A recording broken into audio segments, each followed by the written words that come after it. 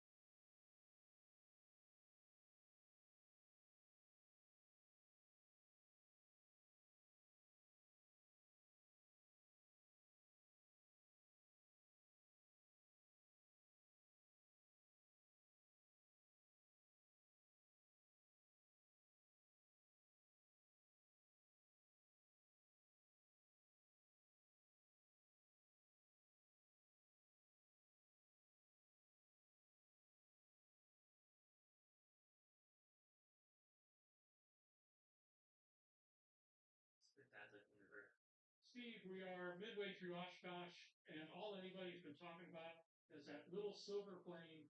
How do you like creating a sensation? It's a sensation we expected to create, frankly. Saying anything to anybody. It's important to understand our confidence in this. The engines that we flew around, they're right around 20 hours right now. They ran for the first time just with flight testing after the production acceptance without a hitch. Mm-hmm. Well, we certainly hope so. Time will tell whether our formula is the correct one. We think it is. And if anyone hasn't seen it, we'd like them to come see it. Steve, we are midway through Oshkosh, and all anybody's been talking about is that little silver plane. How do you like creating a sensation? It's a sensation we expected to create, frankly. We've kept it a secret. It's a great.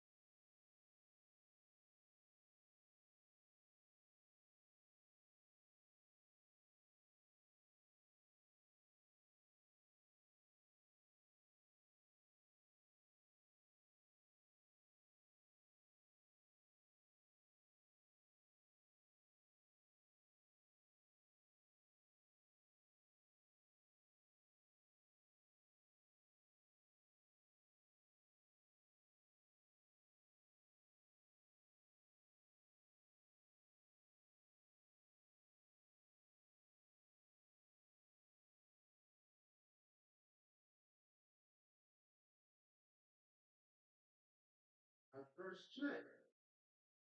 Thank you, sir. Black Arnold's proud to give young African Americans an opportunity to serve their communities, making them feel responsible for the welfare of their own environment. Get that. We've got a job. Hey, Calvin. Hey, Miss Hopper. Got my first paycheck. Listen, way to go, young girl. They ain't getting paid. Hey, yo, I heard Calvin got a job. Man, I'm proud of him. Proud of nigga, man. I need some. Well, here you go, Calvin.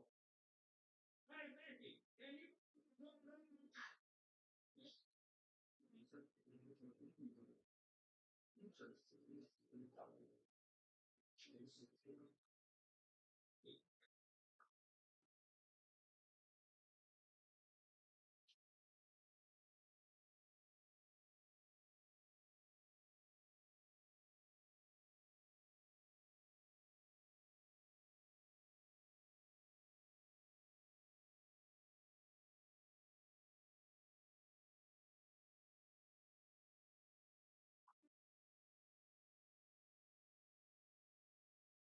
You're playing my grandma. That's your fucking big time English. Oh, wait. What's that right there? You think that's our guy? Could be. I didn't play. You want to get local police here on noise call? This one of the no, it's just headphones where you're rushing to that track. Yeah. Trip that time the voice come in here, so what he's doing around here, banging his cell phone. Ice machine. I don't know what it is with you guys, your generation. You guys. Jesus, they're just gonna live life or something outside the goddamn world. Fuck you doing? I heard this is another. Yeah, it's not. Doing 12 up chance. Fuck you, girl. You're serious? Say fuck you. You're serious. I heard the news was telling us all we news. Let's even news. Fuck.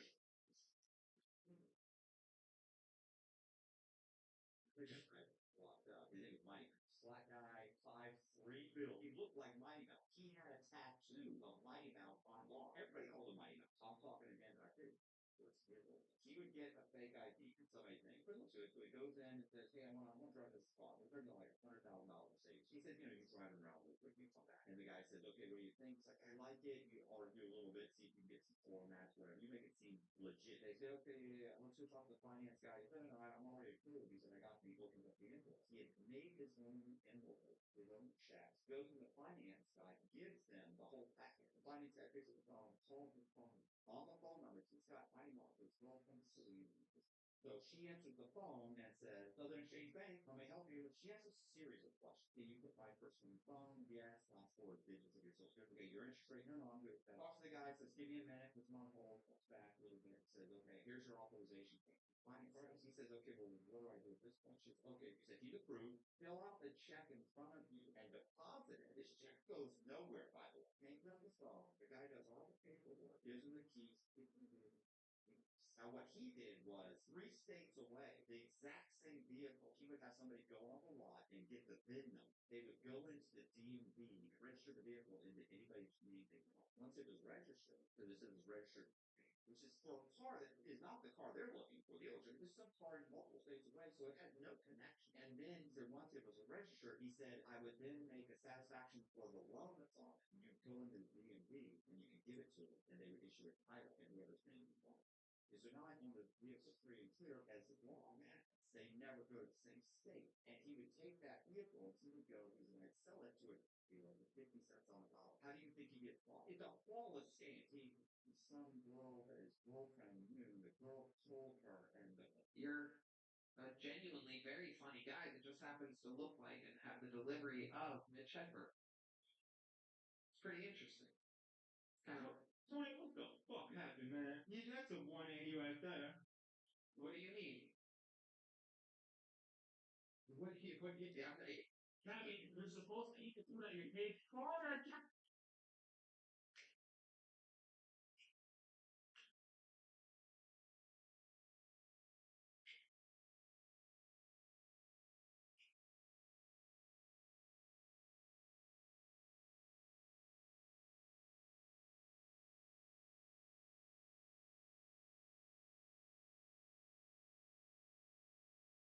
26 big ones. Is that all?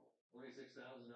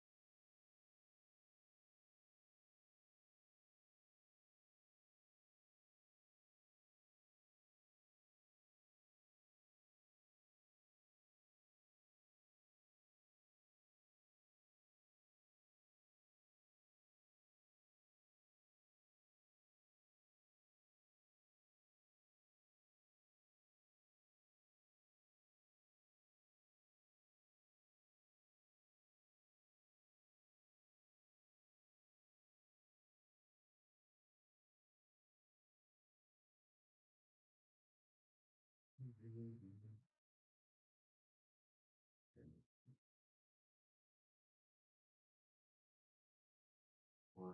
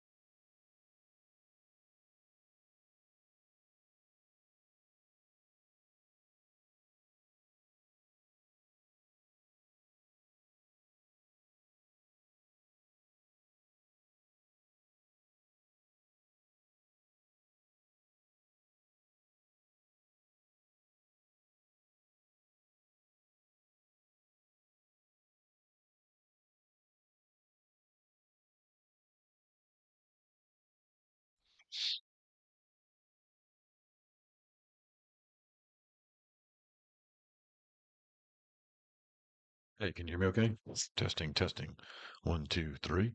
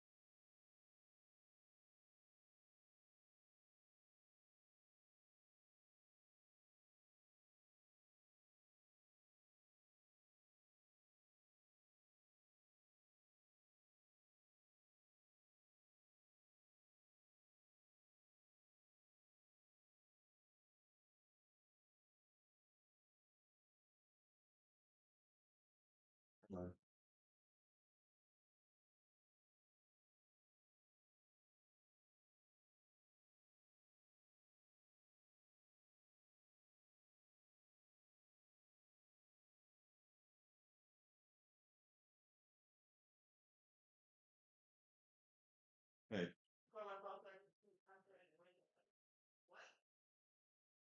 Weighted average, I can tell you how to do that like on a syllabus. Laundry set. You need water or something here with me? No, I'm good.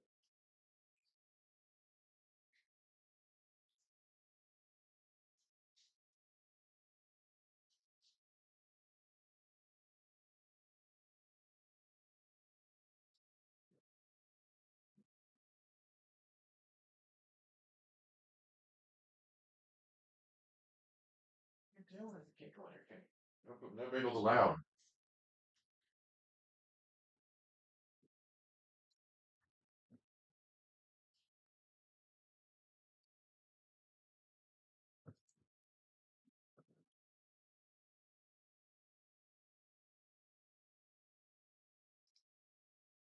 University of America in Washington, Ethiopian religious manuscripts are coming to light. What if everything you've been told about Christianity's history resurrected and 330, putting Aksum on a Christian timeline, runs alongside and in some ways ahead of the Roman world? Now watch the timeline. Rome did not make Nicene Christianity the empire's official religion until the Edict of Thessalonica in 300 AD, a policy move by Eusebius I that came more than half a century after his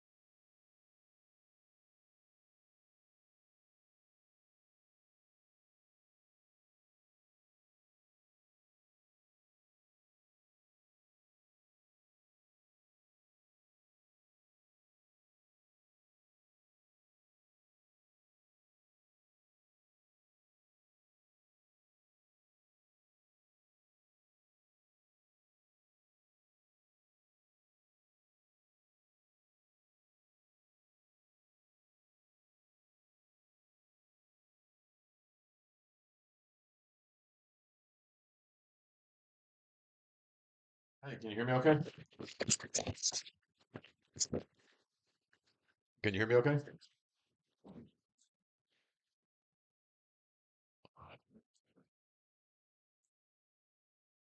Check, check, check. Check it out.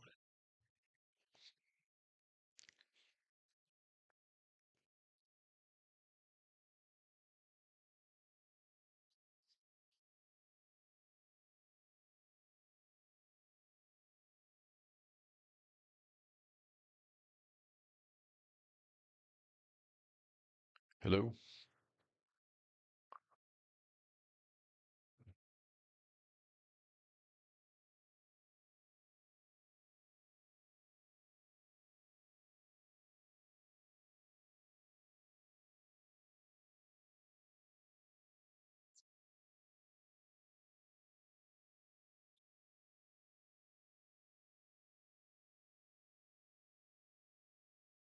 Can you hear me okay?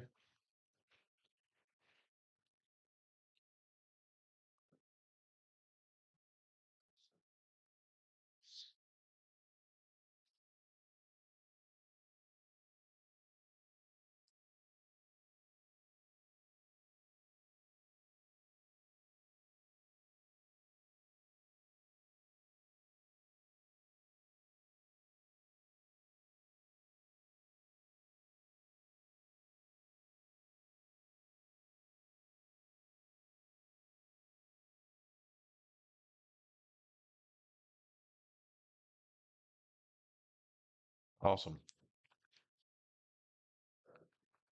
All right, we still got some people trying to, I guess, get in here, so just holding fast for students.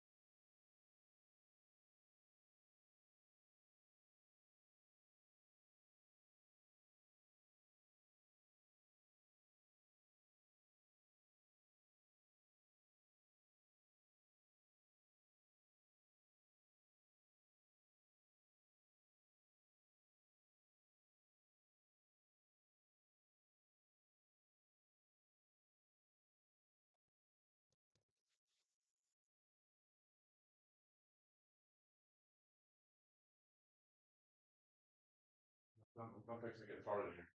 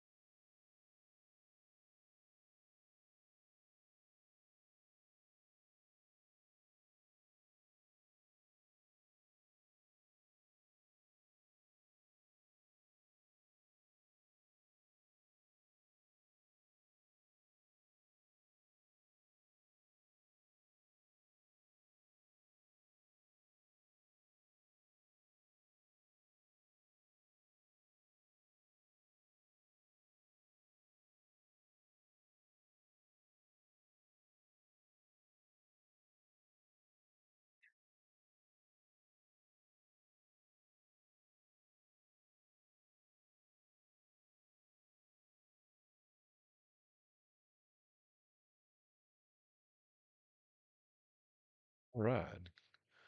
Hello. Hey, Rodney.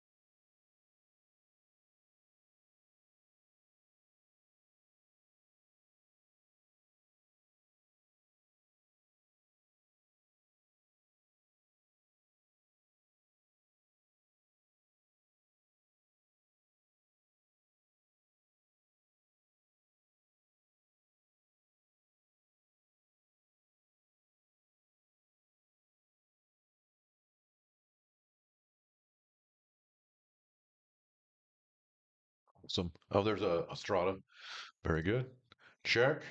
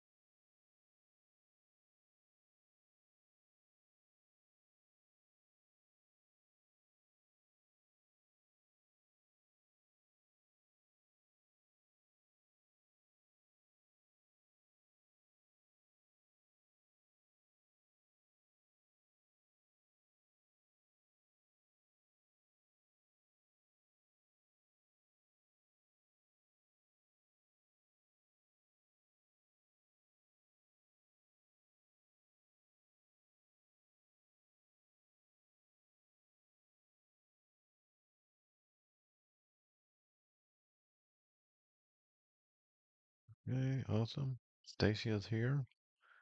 Ross is here. Stacia. Okay, looking good. Let me see who else is here.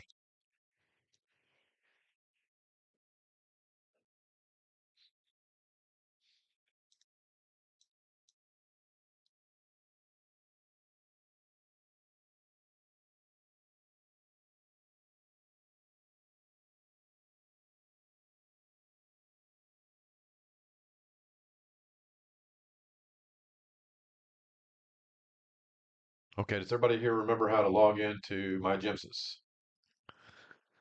Anybody remember how to go here to this website?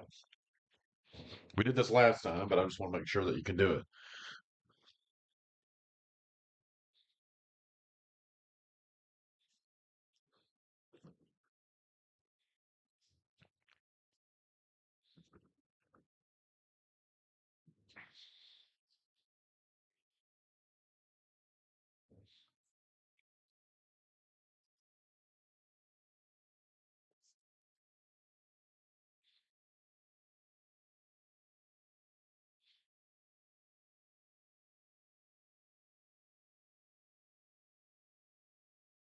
Okay, thanks, Adam. Wait for the rest of you guys to get logged in. All right, there's Ben.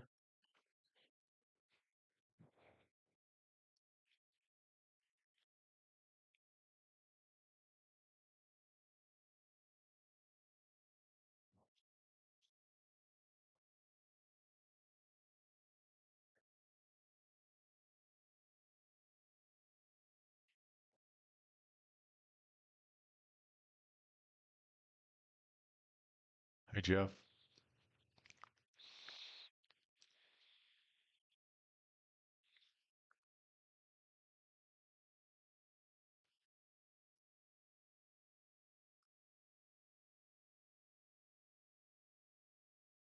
Come on. Is this Nicholas?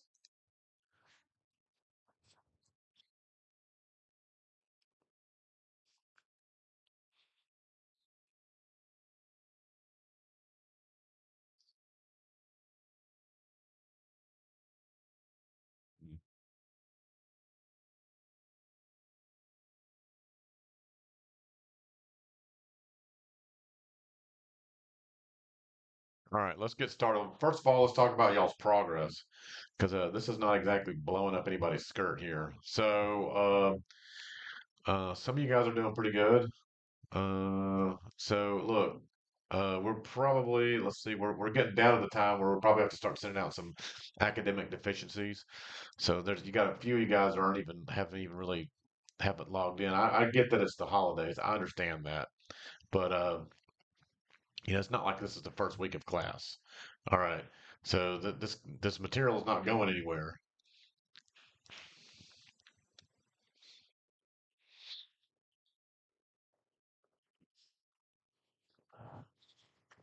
All right. So I'm going to log in, and we're gonna talk about our first. We're going to talk about a scenario.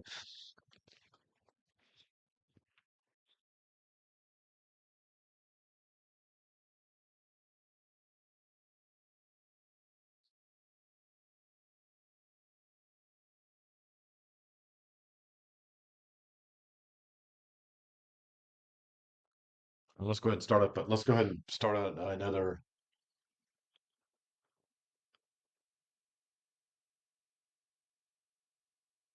Okay, so I added the clinical site. I added the clinical hours to the site. So now you should be able to just go on there and um, add and go ahead and select your hours. Did anybody not see that?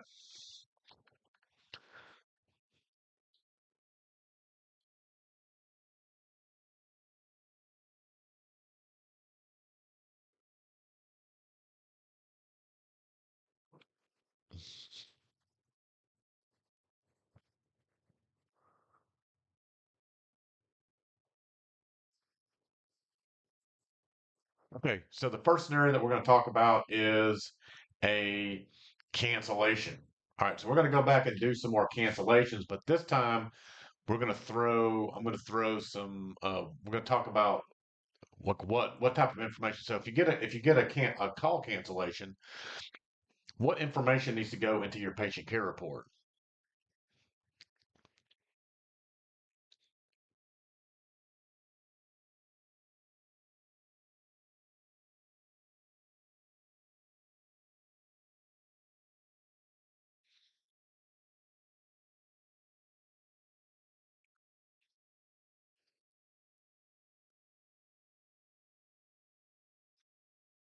Anybody?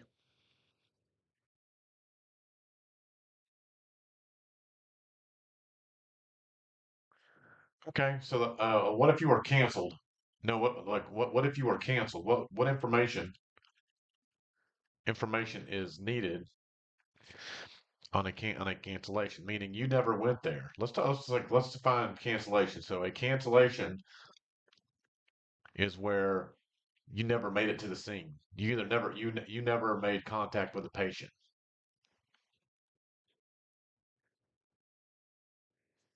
I guess what I'm saying here is it okay for you to go, okay, I've got canceled, um, and that's it. That's all. Is that the only thing that you really need to put in your patient care report?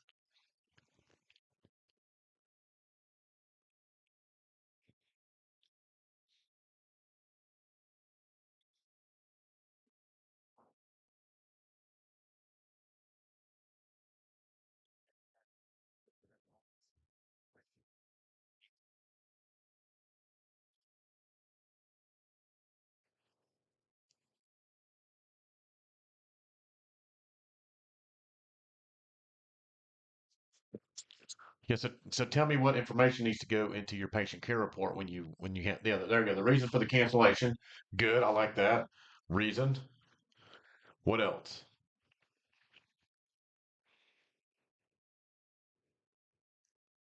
Because keep in mind that you guys are Walt. You guys go into this world uh, of other people calling, second party callers, and all this kind of stuff.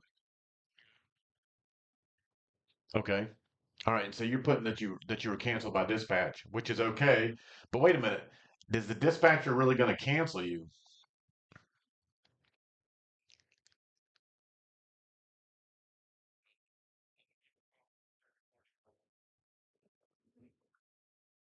All right. So if you put that the dispatcher, if the dispatcher canceled you, I mean, is that the same thing? Like if the police department cancel you, they go through the dispatcher. So it's not really exactly the same thing.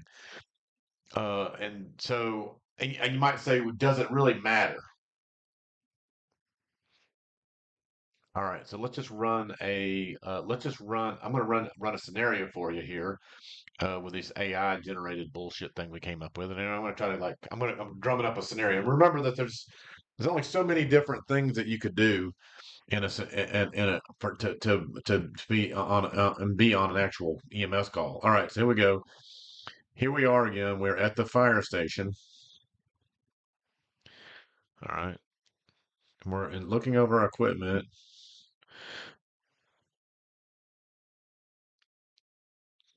A call comes over the radio. Dispatch to Med 1.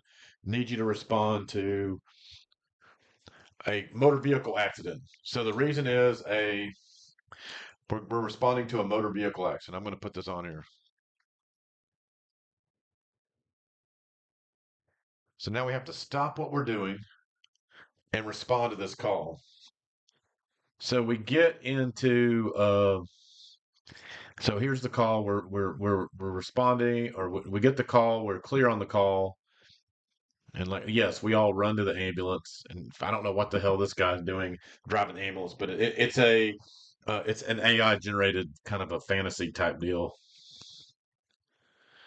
Okay, and then we're listening for updates while we're en route. And I don't know what this is all about. They're talking to each other, but whatever. And they're not no longer an ambulance, but basically they've never made contact. So let's just make it a real call, okay? I'm gonna tell you a call that actually happened. I'm gonna show it to you on a map. All right. So that's kind of the scenario. You're going to this motor vehicle accident, and let's say that the motor vehicle accident is.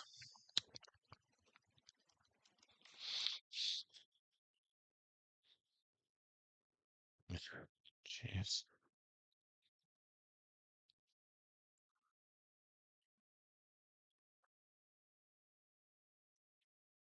All right. Let's say that. Uh,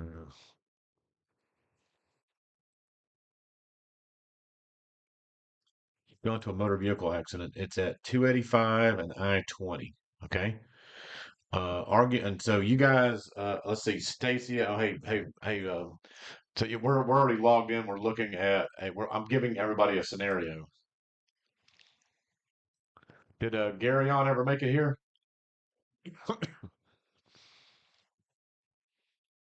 don't know. Okay. All right. So, yeah, thanks. All right. So here is 285. Let's see.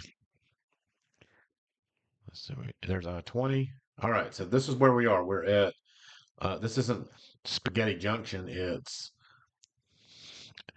this 285, and you guys, I guess, Stacia, you probably have since you respond to a bunch of areas like this because South Fulton is loaded with all sorts of different state and highways and stuff like that. All right, so and this just is a call that I had from memory. All right, so it's 2 o'clock in the morning, okay, and the call comes out where we have somebody in a car accident that is that somebody's driven off the access road from I-20 eastbound to 285 northbound. So that's going to put this guy basically moving in this direction, and he got into an accident and he ran off the road.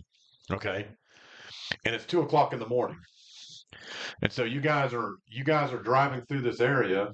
Okay, and um, you guys are driving through this area. The fire truck goes through. The police is going through, everybody's going through here looking for this car accident, and then lo and behold, there is no car. You can't find anything. There's no lights. There's no evidence of this. And if you've ever been out looking for a car accident at 2 o'clock in the morning, you know what I'm talking about. It's just like they just disappear. Okay, so so let's say that you guys have been driving all through this whole area. You went so like you guys got all right. Maybe they were coming from the other side, so y'all went through the other side and y'all looked for the accident.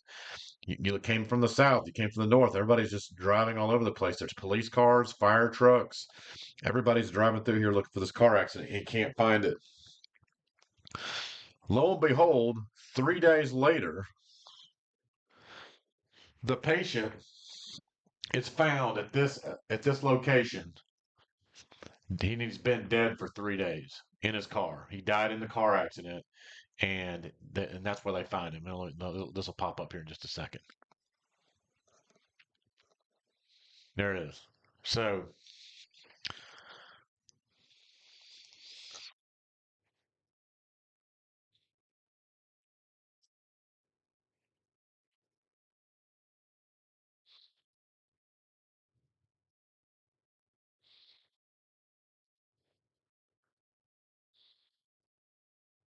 okay.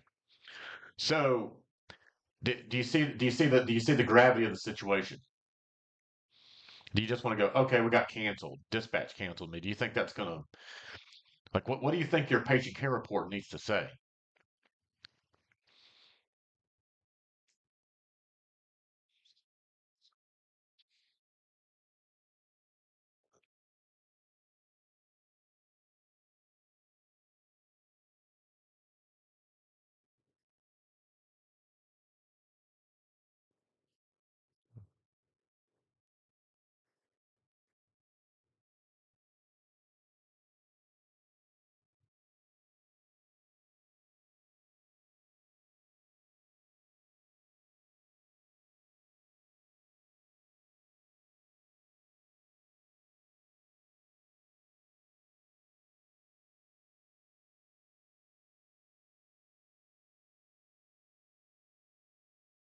Okay, so I'm asking you, what does this patient care report need to say? I'm asking you, what does this patient care report need to say?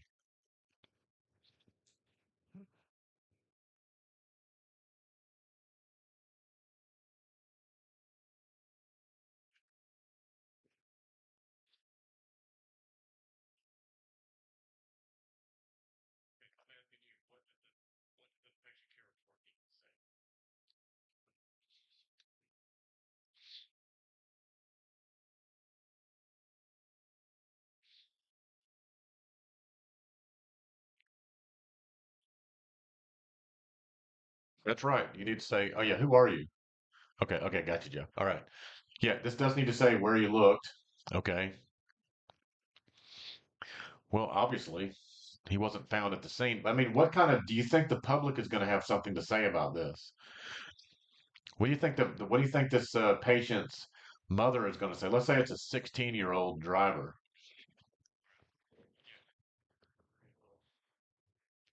So people are going to want answers. Yeah, who else looked? All right, so let's remember this is what we're working with in terms of a patient care report. We need to properly document this cancellation because somebody is going to investigate this at some point and they're going to like you need to at least justify that you looked all over the place. Also, what other measures could have been taken in order to find this patient? I mean, do you think it's enough to just drive around and look for this patient?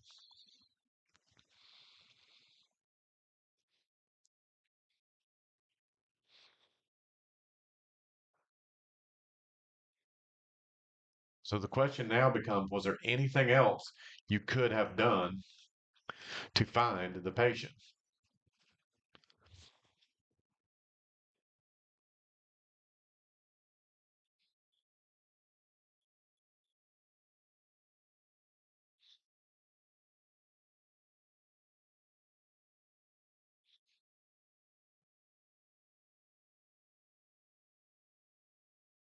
Okay, yeah, but remember it's a second party call probably.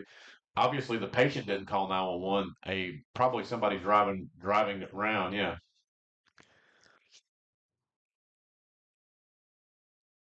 Well, here's another one for you that you guys probably never thought about.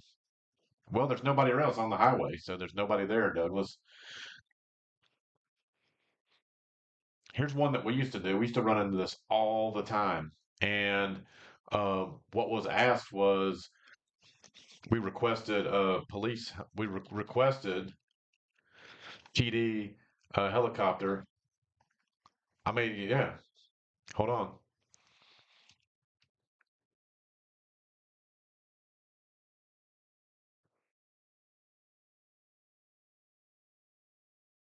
You could have requested PD helicopter to search the area with an IR camera. Let's take a look at how that works. Does DeKalb Police Department um, have a helicopter that could have flown around there and looking for this guy?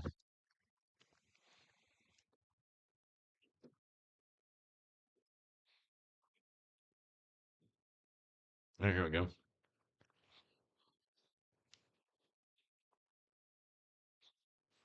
All right, here it is. Yeah, you should have asked for a I would have asked for a helicopter. The aerial support unit consists of two state-of-the-art Eurocopter helicopters. The helicopters have been equally equipped to be the most up-to-date tracking and surveillance equipment.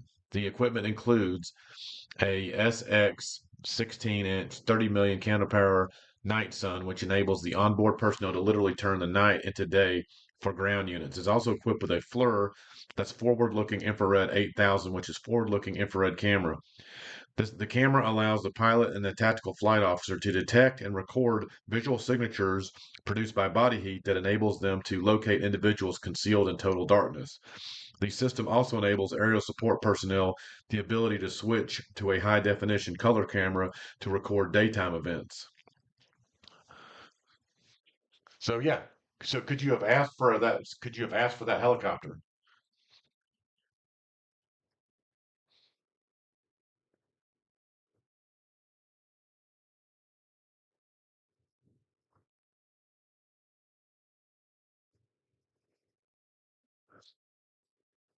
And yeah, Stacy, I know that they have that there's where everybody's lacking in ambulances and all these types of things. You could have asked for that. Yeah, you could have totally asked for that. I know. I just happen to know DeKalb has that. Most large police jurisdictions like DeKalb County, Fulton County, I mean all the major, all the most of the 13 counties have an aviation unit of some sort. Usually a helicopter that flies in total darkness. Yeah, it's an additional resource. Again, see, so we're not given we're kind of given this kind of blank check that we can do that we can when we ask for this kind of stuff. So it's considered an additional resource. Okay, so that's an additional resource that we could have asked, and it would be nice when the parent of the 16-year-old that died in this car accident, when they start looking for answers, because you know that they probably will, it's going to be all your fault. And you would sure like to say, hey, we did everything we could do. In fact, we even requested for a police helicopter. And let's say that you requested the police helicopter and they weren't able to be dispatched. Would that, how would that bode for you?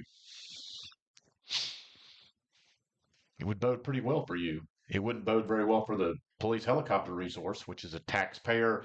If I'm a DeKalb County resident and I pay tax in that county, they already blow money on stupid shit all the time. But one of the things is these two ridiculously expensive Eurocopter AS-350 B2 helicopters. Yeah, the I would expect that that they would just be up and running if you can't do anything else. Because probably the main reason why they have these super nice helicopters, they didn't always have these Eurocopter helicopters. Yeah, it covers you. It doesn't exactly covers them. Right. All right. So now let's take a look at the patient care report.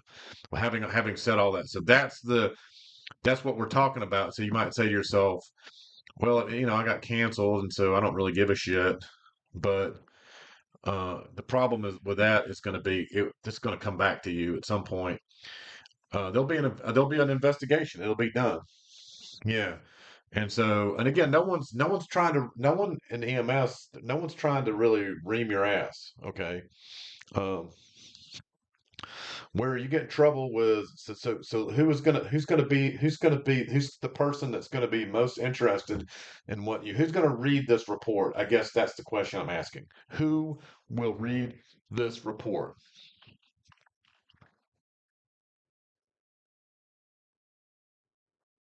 Who's gonna do it? Obviously, your supervisor is probably gonna read it, but who cares? Uh, Probably, maybe. What about is the fire department going to read your patient care report? Nope. Is who's going to read this report? That's important. Right. It's going to be probably the accident investigator. When they find this car, eventually, they're going to want somebody's going to do an investigation, and then all this information will be made available to the family who will want to but basically want answers for why their kid died in this car accident and nobody showed up. So, all right, so here we go. All right, so let's call this incident number. This is incident number 285 I-20. All right, and I'm gonna say that this is the same response number. Okay, and I'm going to save this unit dispatch time and date because it just makes things easier. I'm going to add a crew member. I'm completing the report, so I need at least one crew member on here. So I like Abdul. He's my partner in crime here. Okay. And I'm already at 22% validation. Okay. And I want you guys to be doing the patient care report with me. Okay. Because remember that you have a requirement to do 20 patient care reports. That's the main reason why I'm doing this, to try to take this bullshit requirement that the state has and turn it into something that could be possibly productive. Okay. All right. So dispatch information. The dispatch was a, what the deuce? Dispatch reason was a motor vehicle accident. So let's see if we can probably can find motor vehicle accident. Let's see, traffic risk accident. Here we go. Traffic transportation accident.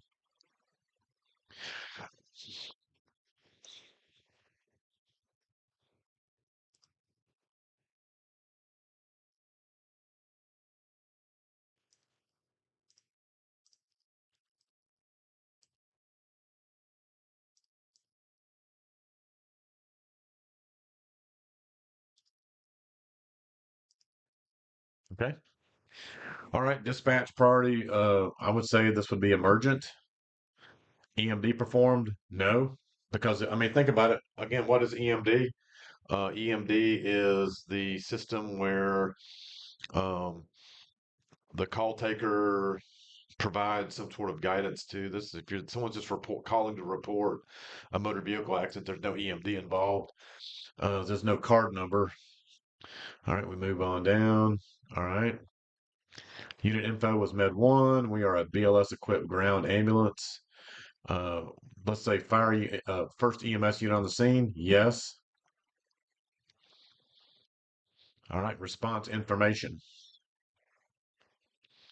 All right. Type of service requested was 911 to the scene. Okay. Emergent. It was emergent immediate response. Okay. We found no patients. We made no patient contact. The crew disposition was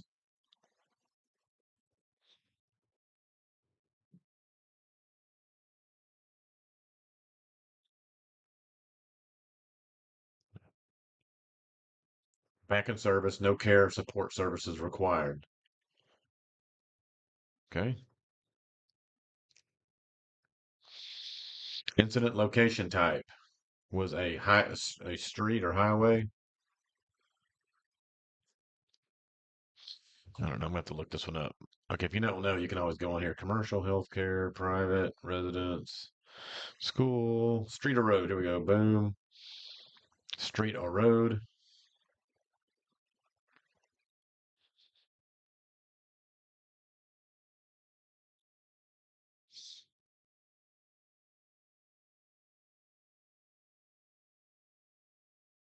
Okay, that's a roadway. Okay, incident address. We're going to say I-20 I-20 westbound at 285 access ramp. And if you write a lot of these, if you write up a lot of these, and it looks like Atlanta has a shit ton of strange intersections like this.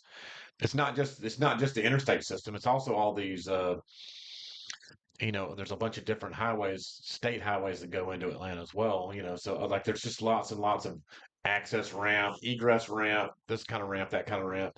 And I would imagine I know Macon does too. Macon's got some strange ramps where people can get lost, or you might have a hard time finding these people. So you just try to put as best as you can. Um, and then the postal code, let's see, 30, I believe it's a 30034 is the zip code over there, if I remember correctly. Let's see if that's right. It's been a long time since I worked in DeKalb, but yep, look at that. Just like yesterday. Okay. And you can know when you're an EMS guy when you can pretty much look at a whole area, look at some whole county and know what the zip codes are. All right, and then next, and then type of scene delay. I don't know if we have a delay here, right? Because we could never find the patient, so I don't know if I would call that a delay. What do you think about that? Do you think did you call this a delay?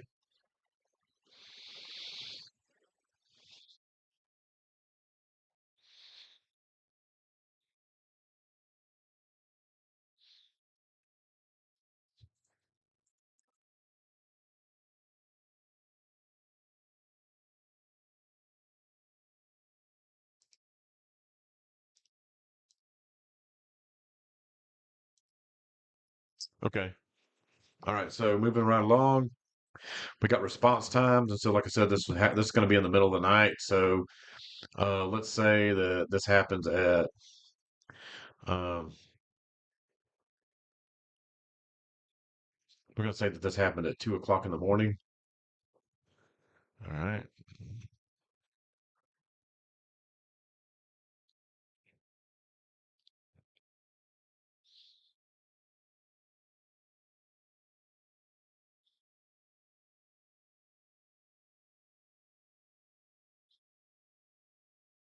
Hmm,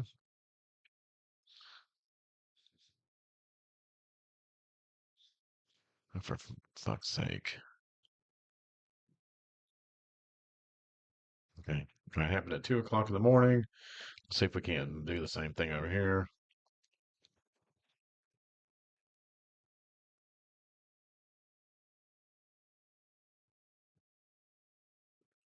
2:53.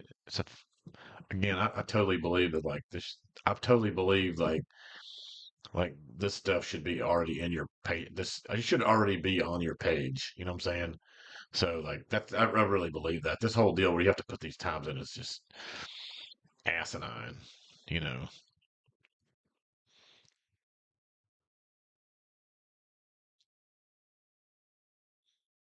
Okay. I can't imagine inputting these things in there like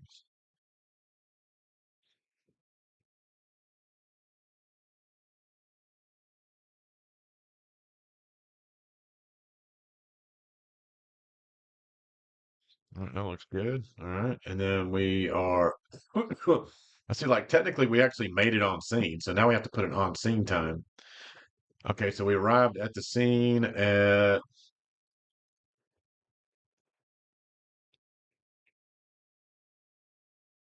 let's say it took us 10 minutes to get there. Okay. All right.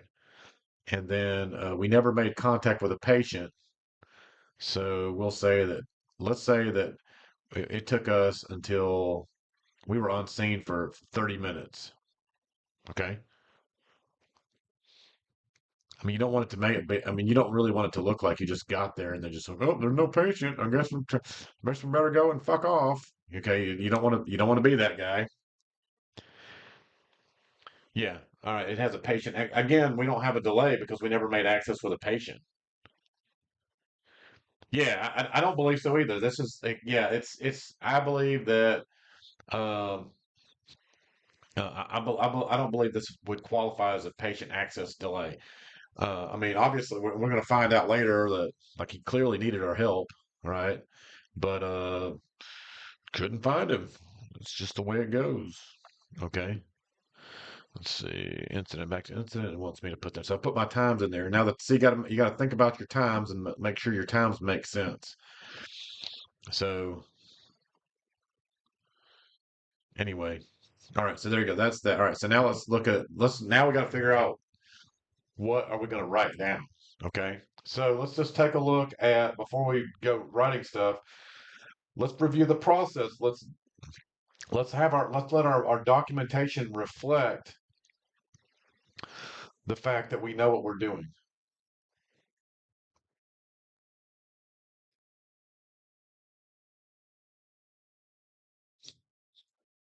Oh wow, that's awesome.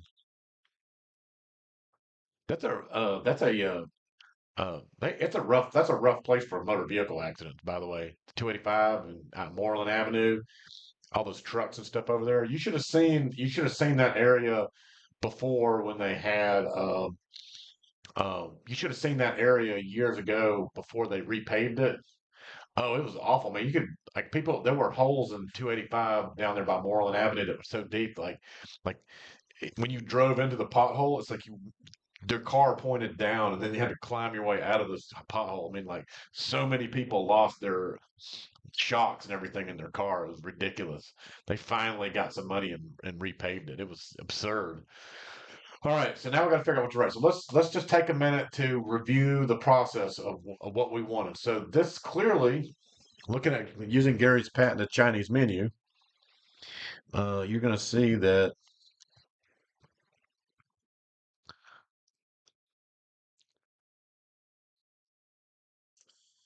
there really was no we never made it on scene to do a primary survey, right? So what we do need to say is that we do need to ensure that we do it that we kind of document our scene size up. Okay, but again, we have to think about we have to consider what are other people going to say? What could we be accused of? We could be accused of not going to the call. We could be accused of not trying hard enough to find our 16-year-old dead kid in the woods. Okay, and yeah, those and that's one of the reasons why if you look at the design of all these different of these roadways and highways, they got some kind of major grant funding because they keep. So if you look, you see they clear cut a lot of these areas that are on these access and egress ramps and stuff. If you notice, they've been doing that pretty much everywhere, and they go in there and clear cut it. And they're doing that because of this particular reason, because it is extremely it happens all the time that people end up there's people living out there in those islands, by the way. I don't know if you know that. So they'll be have like homeless people will make an encampment out there and they're like absolutely nobody will bother them out there, and they could go on like that for years and all kinds of shit could happen out there, like they could get murdered and stuff and just all sorts of crime, the homeless crime stuff happening out there. um, but the big problem is you got a car accident where the just is absorbed by the terrain, and you just don't know where it went. So the car drives off an embankment or something that happens to be in there, you don't see it, and that's just the way it goes. I mean, you don't find it. But so we need to make sure that we documented. The scene safe, was there a mechanism of injury, determines the number of patients, request additional resources as needed or as anticipated. All right, so that's what we need to make sure that this report indicates. I don't care really what format you use to do it, but I'm just going to tell you that SOAP or chart, whatever you use to write your patient care, whatever bullshit thing that you write your patient care reports with, isn't going to help.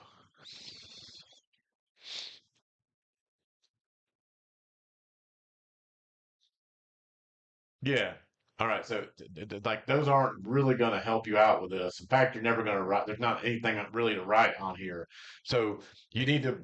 So anytime I write a patient care report, I always imagine who is going to read this.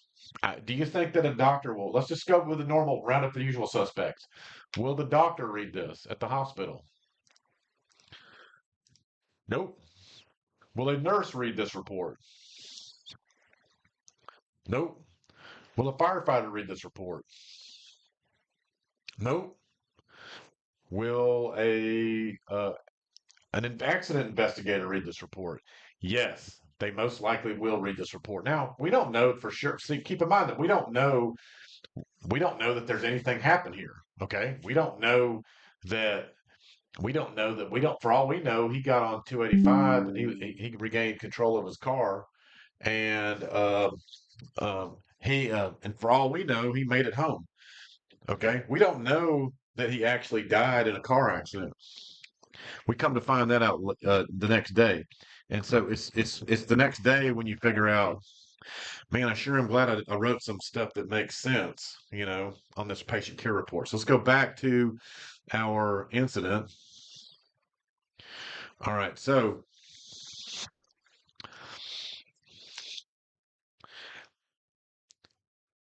I would say we were dispatched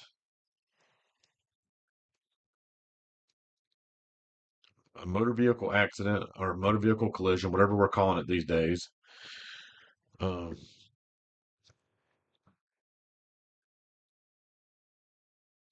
okay, so now I always refer to my ambulances. I always refer to the crew as EMS. Okay, so I'm always writing the patient care report in like a third person format. Okay, so who am I writing this report for? I am writing this report. Who do I think is going to read this report? Who will read this? Again, this is a very important question to ask before you write anything down on a patient care report. Who is actually going to read this? Because, like I said, it doesn't matter about oh, I didn't put a 12 lead on him. Well, we fucking never found him. Like there's a lot of stuff that doesn't matter, but you do need to address your audience. All right, so we have, um, I believe that an accident investigator, which is usually a police officer, and they're not an accident investigator. They're not out to get you. They're not looking for cause. They just want answers. That's what an accident. That's a probably the most honest form of police officer investigator type that you can get. This is like the least amount of corruption involved is with an accident investigator. These are the most objective types of investigators that you could ever hope to run across. Okay. So an accident investigator is going to read this. Probably the family will read this at some point, and then possibly an attorney will read this at some point in time.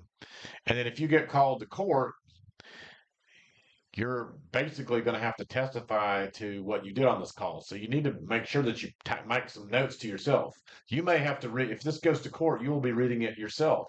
So a bunch of gobbledygook on there is not going to not going to help you out. And auto narrate is definitely not going to help you out. All right. So EMS dispatch to a motor vehicle accident, a motor vehicle collision at the incident ends. Okay. Um, upon arrival, EMS was unable to find the vehicle. Despite an extensive search, the vehicle was not found. EMS requested police helicopter to overfly the area. And yeah, I usually actually write this all in upper all caps, by the way. Um, it's kind of rude, but it makes it easy. It's one thing you don't have to worry about. EMS requested police helicopter to overfly the area and search with their IR camera. Despite all efforts, by PD, EMS, fire. The vehicle was never located. Okay, and I would be willing to write this. Uh, I would be willing to write this for any type of call like this, regardless. So, regardless of what we found the next day. And again, I don't know. We don't know when we're writing this. We don't know that the patient's going to be found dead 3 days later.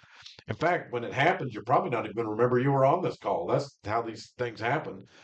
You'll have ran like five more calls. You'll run five more calls before the end of your shift if this is 2 o'clock in the morning, and uh, and then 3 days later you won't remember any of this. It's like it happened to somebody else. Okay, and so that's what I would write. Does anybody have anything to add?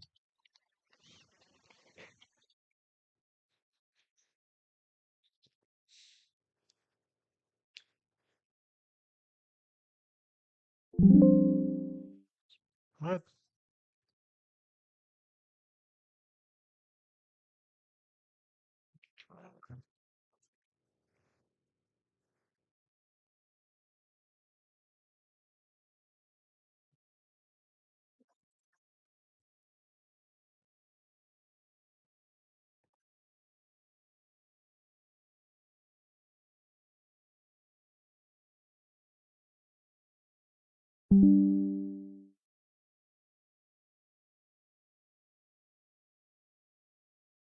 Yeah.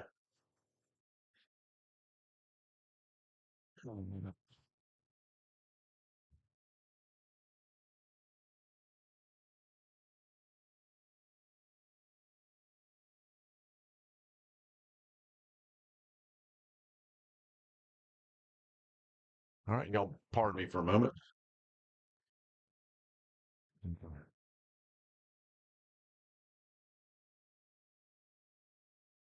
Trying to plug this. Trying to plug in my computer here, but apparently it's not working. All right, just bear with me for a minute.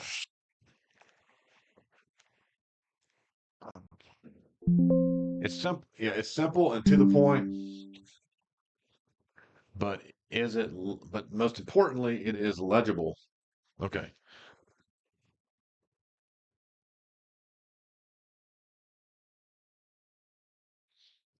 Okay. All right. Moving right along. Okay.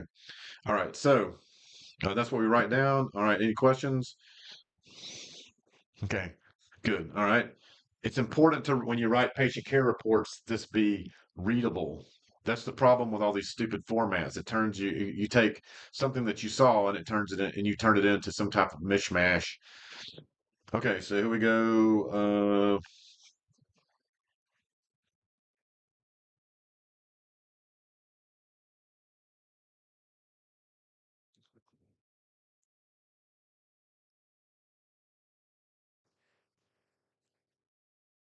Okay. Good.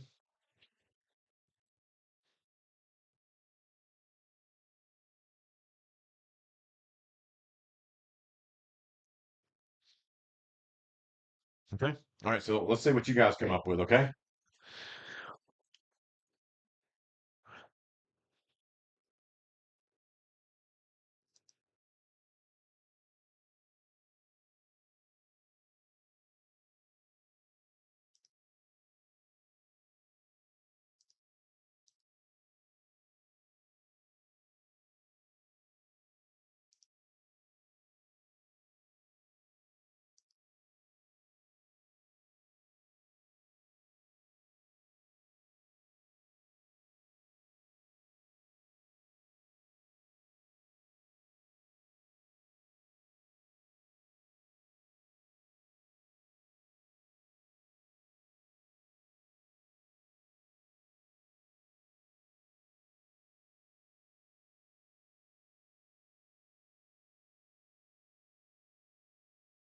Okay. There we go.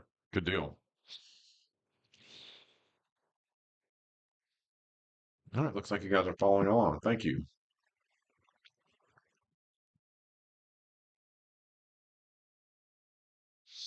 All right. Let's see what Rodney wrote down.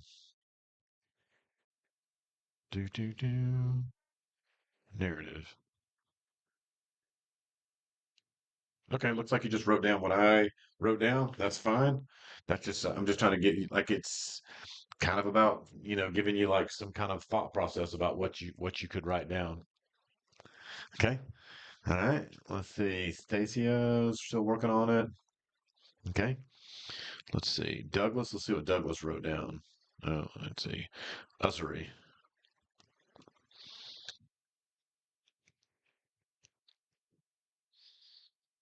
Okay. All right. You guys are talking. All right. So we're more learning. Okay, great. All right. How much? Let's.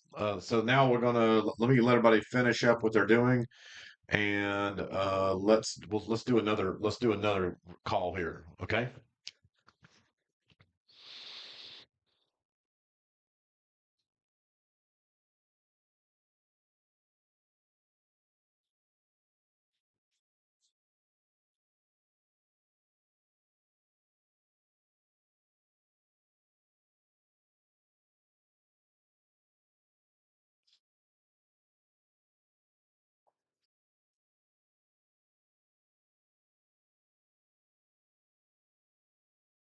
Yes, you do.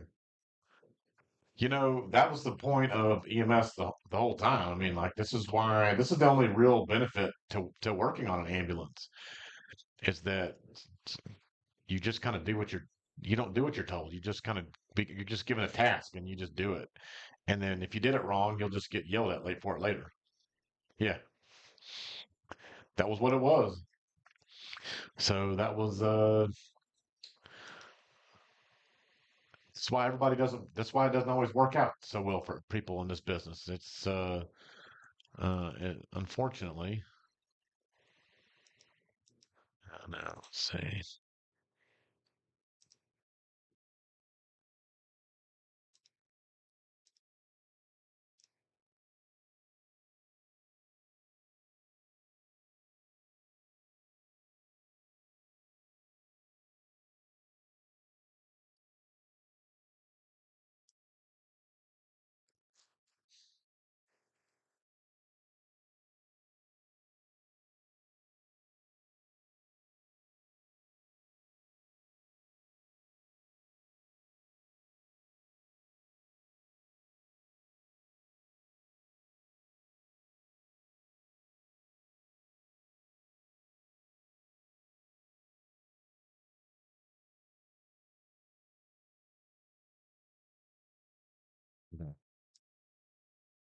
All right.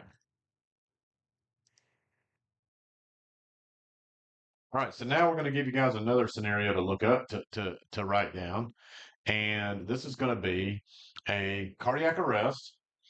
But let's look at what do I teach in my class about cardiac arrest? Let's just review that. What's my expectations of a cardiac arrest?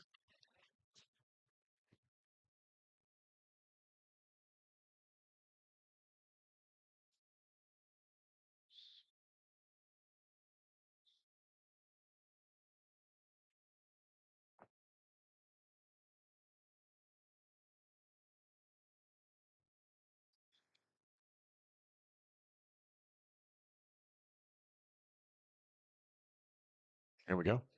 Question: when we do our next PCR, do we need to write the narrative? Yeah, I mean, it's this is like a writing exercise. So you can put it in your own words. That's what I was hoping you would do, actually. I just want you to include the information that I would have included in the patient care report, so that we have because I'm trying to teach you what I think is the important piece of information. You guys you go to work on the ambulance. See, the other thing I like about documentation is that only through documentation is the other side of this Chinese menu reality that I'm trying to get across to you guys. Okay, no, it's not easy to teach, but the other side of this is if you do this and how do you write how do you explain this, because this is what people are going to ask. So I've been to court and it didn't go the way they wanted it. The attorneys usually strike out when they ask me questions, and they get frustrated and they say, "Well, Mr. Cruz, how would you run a call?" And I'm like maybe one of the only people that can explain this. And this is what you're in for. And it doesn't matter if you're an EMT. I mean, anymore, everybody that works on an ambulance is now subject to that type of ridicule and scrutiny. Yeah. Okay. So yeah, I would. So so this is the way I think a cardiac arrest should work. So a cardiac arrest is uh, rapid response,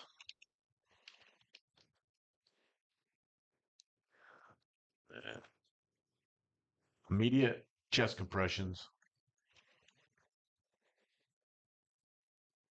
okay? Immediate chest compressions, AED. If they're not alive after 10 minutes or so, despite then it's termination. That's what I teach. If you haven't picked up on that, I think you should basically not take anybody to the hospital in cardiac arrest. This is why I believe like this Lucas device is bullshit. You know, um, so that's my version of it. Let's see if I can find a cop. Let's see if we can do the Lucas device to make sure everybody knows what the Lucas device is. So okay, here we go. Boom.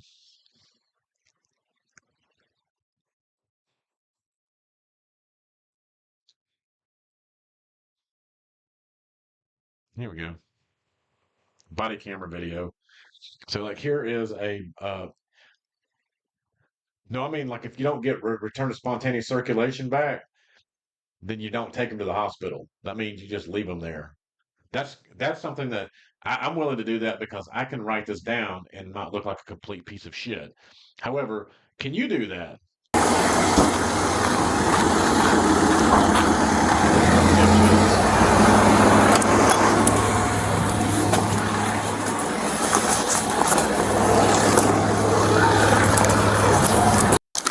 Yeah, keep going. I don't have a pulse. Go ahead, man. Nobody's doing just Check collected and electrodes. Ventilate. This is not even an old person. We bagging and all that. You get an eye, Joe? Got it. I'll do it again. Y'all got Capnell on the phone here? Yeah, it's right there, man. Some confessions from next pulse check. As far as she knows, no med history, no. Charging, keep going. Okay. Yeah. Okay.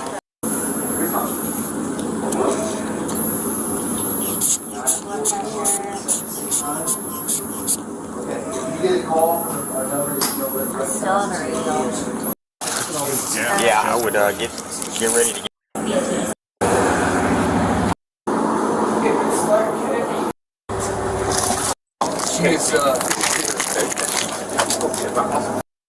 I turned the keep up a little bit more to like. Label this.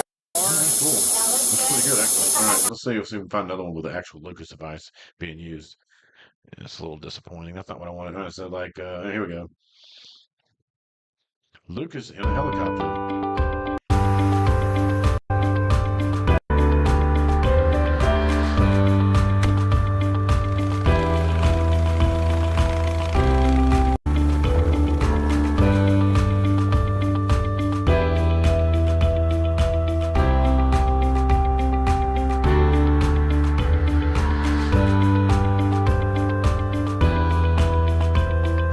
I'm just trying to put you on the scene. When would the Lucas device be useful?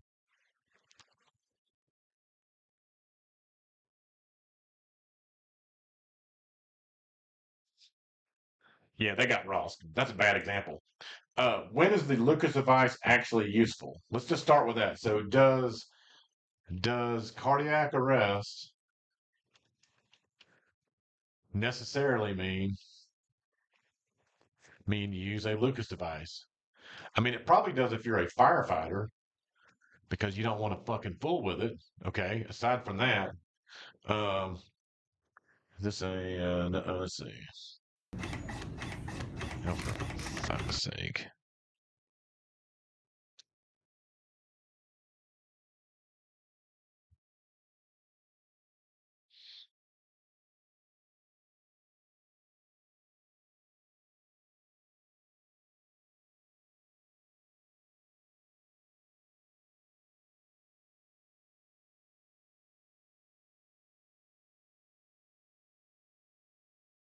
Okay, during transport, but if you transport during cardiac arrest, it's useless. That's my opinion about it. Exactly. That's the way. So you see how do you think that everyone shares my opinion about this Lucas device and its use in a cardiac arrest? And where does my opinion come from? Where am I coming from with all this? Where do I get my information from?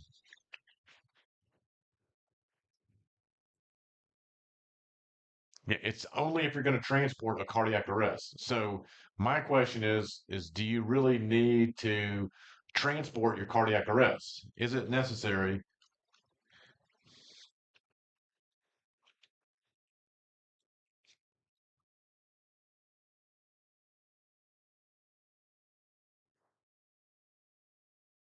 Is it necessary? Yeah. I'm coming from the American Heart Association ECC guidelines. Right. So I say that it is not necessary that you should be if you worked a cardiac arrest, um, right. If you worked a cardiac arrest, that it should be worked for some period of time, and my period of time is 10 minutes. Okay. And then if the patient does not have a return of spontaneous circulation in that period of time, then I believe that we should terminate the arrest. Meaning, so what is exactly is a term? What is exactly is termination?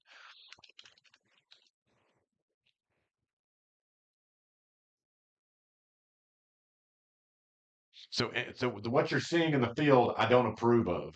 Like what happens with the fire department showing up and they put the Lucas device on, you transport the patient to the hospital. I don't agree with any of that. I think that is wrong, wrong, wrong, and we're wasting resources. And what they're doing is they're not trying to save anybody's life with these measures. They are simply trying to not piss anybody off. That's really what it boils down to. Basically, they're just trying not to make anybody angry. Now, would they agree with my attitude about termination? How cool, how okay,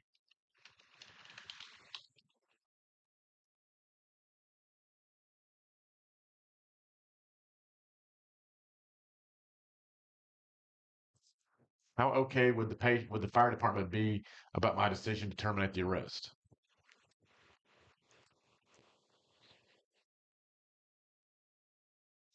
What's in it for them?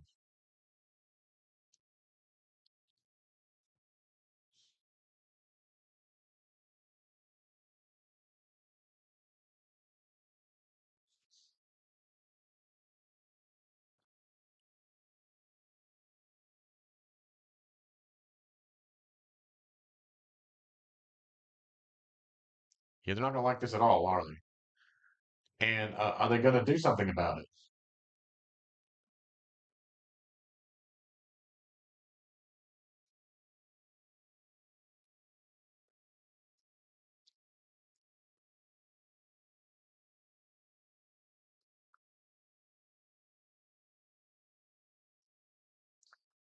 No, so what is the fire department? The fire department's not going to be okay with my decision to terminate the arrest. Yeah, they want you to transport every time because they don't want to look like me. I look like when I go to so you have to remember that I've ran like hundreds of cardiac arrests, okay? Um and I don't give a shit. My give a fuck meter on this particular type of call is very low, okay? And the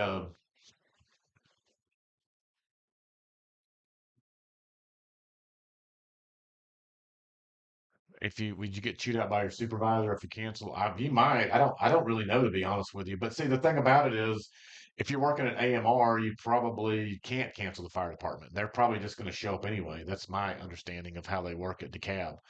Um, I don't know how where else they what else they're doing.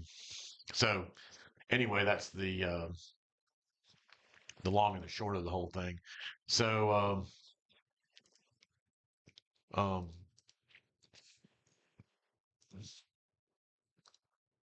all right. So anyway, moving forward here. So my plan, this is my plan for the arrest. I'm going to show you what I do, how I would work this arrest, roughly through the eyes of AI, through the kind of the fucked up way that AI views things. Okay, let's see. All right, here we go. You ready? All right, yeah, once again, we're sitting in the fire station and we're looking at stuff, and we get the call, and we're dispatched, and we are now, and the fire department has arrived on scene. They're doing CPR. They want an update. The ambulance speeds through traffic. It looks like Toronto. Okay, we got a guy in the front yard. The fireman doing CPR on somebody in the front yard. They're not doing CPR. Now they're going to defibrillate. Okay. It's a different people on the call. No shock advised. I don't know what this is. Some interesting chest compressions, but whatever. All right, here comes the ALS unit. So this was written from the perspective that you guys showed up. You're in a BLS ambulance, and then an ALS responder showed up. Okay, because I honestly don't see that a BLS ambulance is really going to feel super comfortable terminating an arrest. You tell me. Would you feel comfortable terminating a cardiac arrest as an EMT? Everybody here is an EMT, so you tell me. Would you like would you like that level of responsibility at your level?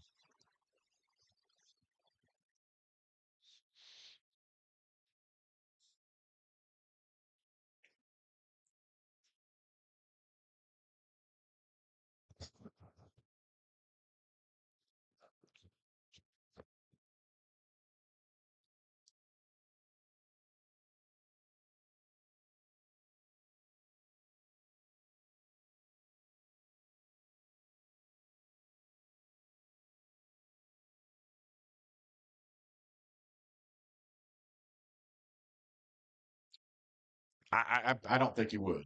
I don't think most of you guys would not. I don't think for the most part, I don't think most of you would feel comfortable enough with it. Adam, you used to be a paramedic, so give me a fucking break.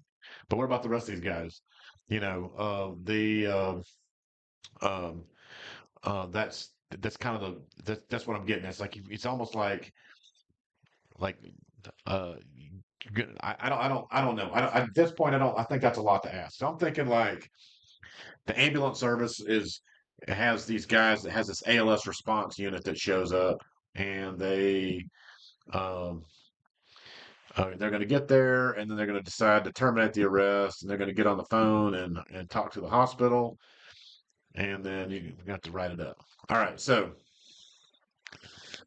let's go back to the original question.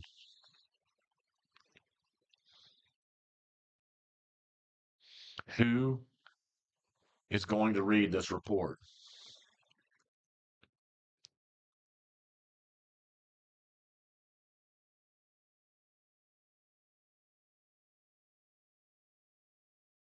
Yeah, you can do it. I mean, the American Heart Association says you can do it. Okay.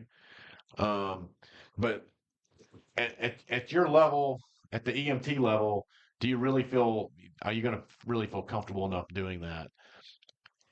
I don't know. I don't think you are, and I don't think anybody's going to work with you until you are comfortable with that. Um, even amongst paramedics, there's plenty of paramedics that don't really even want to do that. So the question now becomes, what is this patient care report? Um, uh, what does this patient care report need to say, and who's going to read it? So let's first like, who is going to read this? That's the first question. I would say probably maybe your medical director as a component of QA/QI.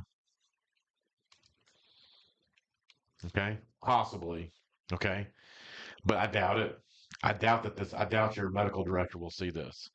Okay. Um, this will probably be used for probably a family member will want to look at it because they're going to need this. Um, also, maybe the ER doctor will look over it because the not because they're worried about signing it, but just they might look over it as a component of like assuring that they made the right call for the termination. Because again, can you legally terminate an arrest as an EMT or a paramedic or anything? You really can't, not really. It has to be approved by medical control. So you'd have to call a doctor somewhere and get orders to terminate the arrest. Um, that's been the kind of the big pitfall behind this whole thing is you have to involve the ER doctor. Now, let's be honest. What kind of risk level? I don't know that if you guys do it all the time, if you're working at AMR and you don't terminate the cause, again, you're just a prisoner and you don't want to piss anybody off. That's kind of the attitude that I feel like most people in EMS have about cardiac arrest. They don't want to make the call. They don't want to do this because they don't want to make anybody mad. So maybe the supervisor, but again. Supervisors largely are useless in EMS. We don't really have good supervision. Don't tell Andre Pinkston I said that. But at the end of the day, I mean, it's true. He's got to know it's true. Which is like we have never figured out how to really reasonably well supervise people on the ambulance. So I'm thinking family member will read this. Yeah, probably the ER will probably look over it. Yeah, you should, and I'm happy that you do that. Um, the uh, but it's actually the doctor's responsibility at the hospital again. So, I mean, I recall like years ago, like the Cab Medical Center, the reason why DeKalb EMS had terminated so many arrests was, and that really wasn't even about, I don't think they even wanted to be that way. I think that DeKalb Medical Center just didn't give a shit about cardiac arrest. I don't think like if you just go back and look, it's like, well, these people that they bring in cardiac arrest just never come back, and then they shit all over our ER, and now we have like this all this pandemonium ensues after we've um, after they left, and we didn't even get like nobody survived, and we have a dead body sitting in our ER, and we have to wait for somebody to deal with that. So I think that's what was their attitude about it was let's just bypass this and keep them from going to the ER. Yeah, absolutely, which is totally okay. So that's what it's supposed to be. But I would say for the most part, the doctor that terminated the arrest never even signed the report. We never even sought a doctor's signature on these terminations. We just said the arrest was terminated as per Dr. Smith and the ER, and that was it. Okay, so um, the so now we're going to write this. So the way it's going to go is we're going to a cardiac arrest. Okay, I'm just telling you the story. Fire was on scene.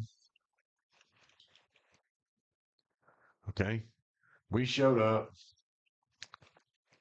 took over CPR, and applied an AED. Applied the AED.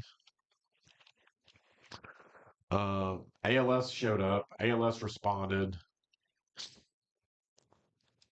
Who received orders to terminate.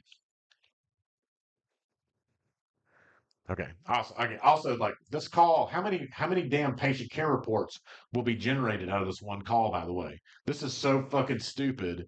The stupidest shit I've ever seen in my life is this. How many people are going to write a full blown patient care report based off of this one call? Think about it for a second. Who all will write a patient care report?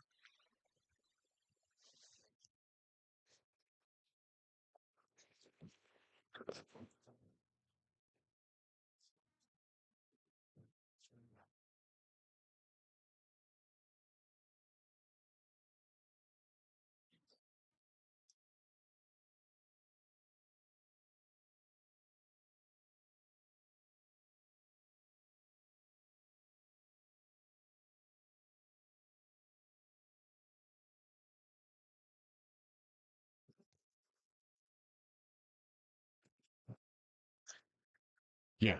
All right. So who all is going to write a patient care report here? Guaranteed, the fire department will do one. The ALS response will do one. You guys will do one. Isn't that sick? I mean, it's 3 different people saying this guy was dead, and people die all the time. That's ridiculous. Okay, so so that's who it is. So let's start with the incident number. I'm going to call this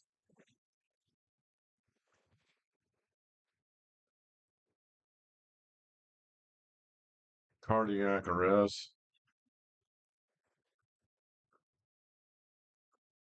Again, I'm going to leave this unit notified time. Okay, I'm going to add a crew member. It's my homie Abdul Qadir, Abdul Rahman. Oh, I forgot to give him a roll. Hold on. Okay. Dispatch reason was, let's see, cardiac arrest. Let's see if that's on there. Cardiac arrest. Awesome. Okay. Dispatch priority is emergent. EMD performed. Let's say, yeah. Unknown if pre-arrival instructions were given.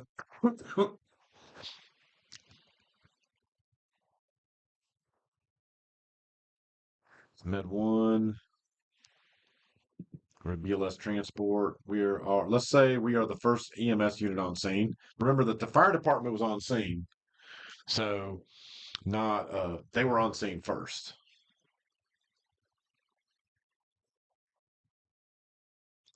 The 911 response, it was immediate and it was emergent.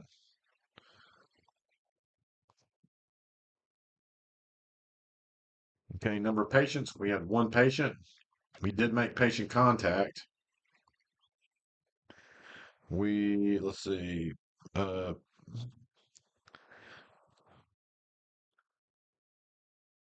patient was evaluated and care was provided. Oh yeah, by the way, what was the observation that led to us actually providing care for this patient? By the way, what singular observation was made that sprung us into action? Anyone?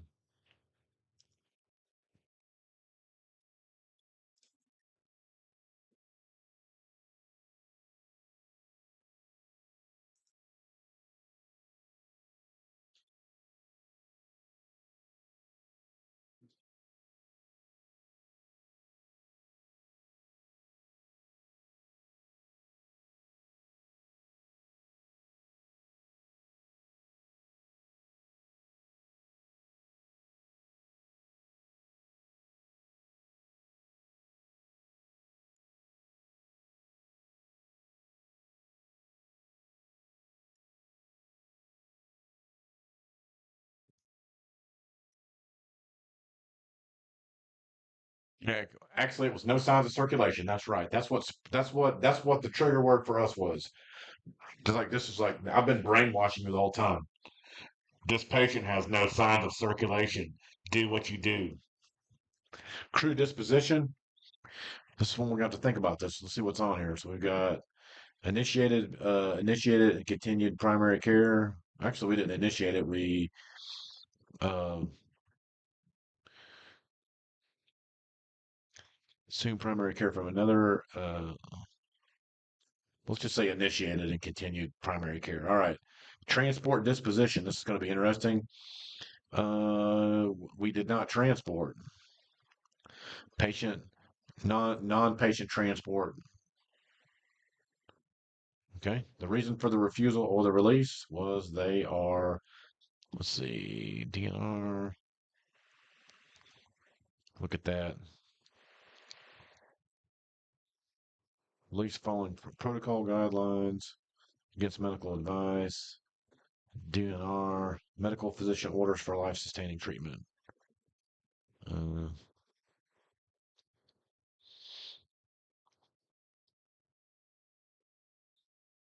going to say other. Okay.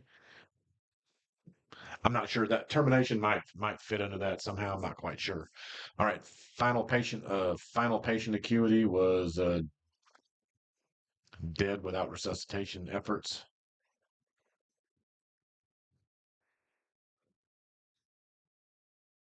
All right, incident location. It's 123 Elm Street. Your favorite location, your favorite address. 123 Elm Street.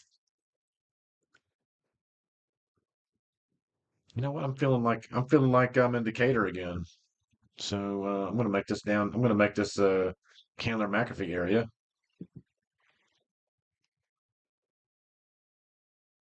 Awesome.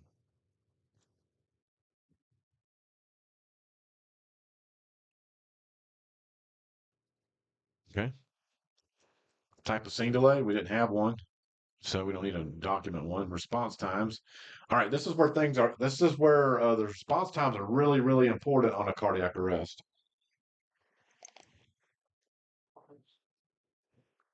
So even though we didn't transport,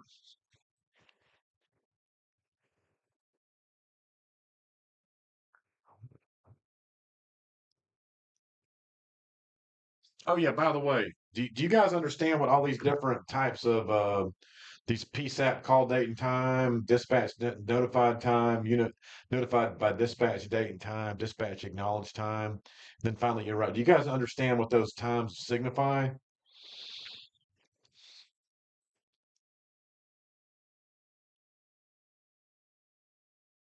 We're gonna when we get done here, I'm gonna go back and explain that exactly what they're talking about here. All right, so en route time, let's see, we say we went en route, okay, and then we arrived at the patient at this time. Let's say I'm going to make it.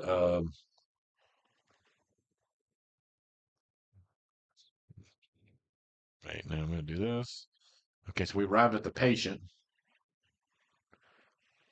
Oh yeah, when you arrive at the patient, what should you be willing to do immediately? You should be willing to do something right now. So that means you needed to have the equipment that you were going to be required to have in order to run this call in your hand when you showed up to meet the patient. Transfer patient care to another unit. No, unit left the scene. We did not leave the scene. We were back in service, let's say at 20 minutes later. Yeah, and in my opinion, is 20 minutes a reasonable time to work a cardiac arrest and be off the scene? Absolutely, totally, right. So, well, I'm going to come back to those times. Okay, so again, there's always a problem there. It wants to go back and do um, something here. Let's see. Oh, here it goes. Level of patient care provided. Let's gonna go. We provided. I don't know. Since a paramedic showed up, we can say it's an ALS call. Whatever.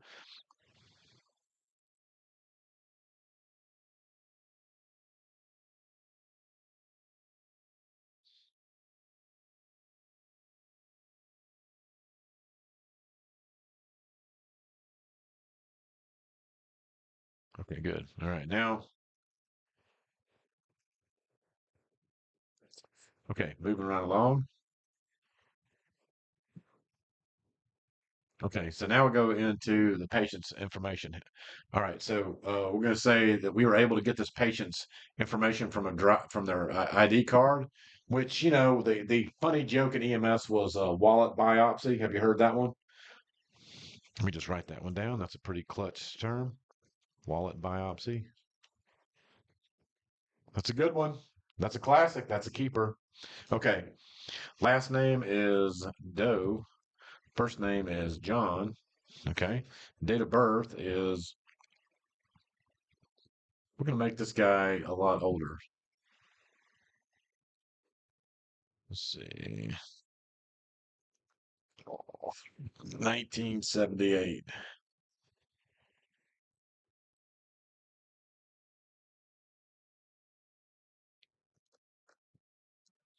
Okay. That's not even that old, really. Damn. Okay.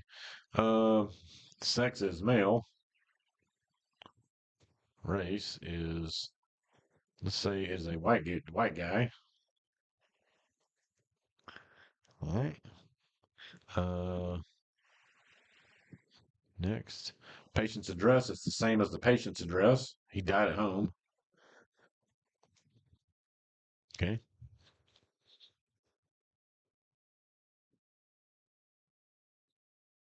All right. Patient history. We don't know. Unknown. Unknown. We don't know. He dropped dead at some point.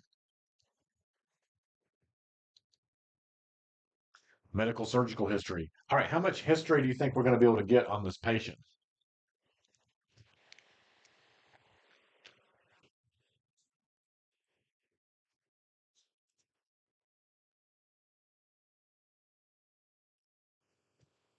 Um, I don't know. You might be able to get something on him. You might be able to get a um, um, you might be able to get some information on him, but I don't know. Um, oh, did he have a? He's had a cardiac history. Let's just say that. Let's see, cardiac.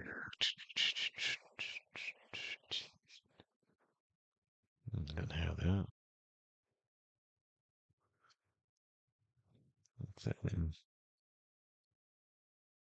All right. Let's see. We type in cardiac. Here we go. Uh,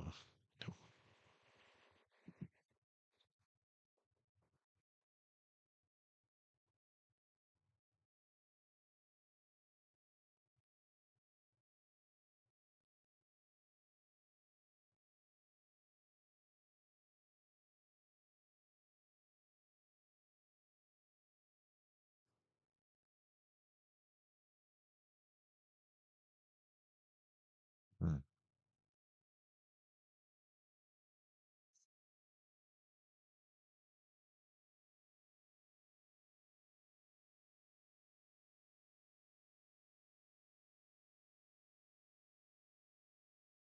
hmm.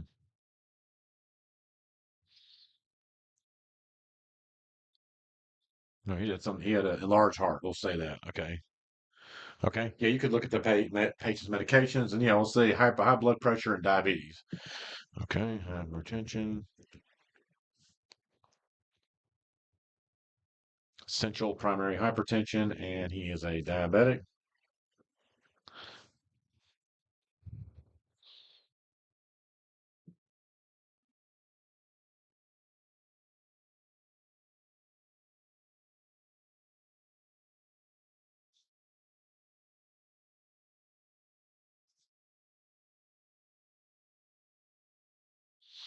Endocrine and diabetes type 2. Do you guys know the difference between type 1 and type 2 diabetes? Type 1, actually, what it really boils down to, this whole deal, this type 1 versus type 2 diabetes, not really an EMS problem, I'm going to say. Type 1 diabetes it's congenital. You were born with it. Okay. In case you don't know what congenital means. Type 2 is elderly or obesity onset.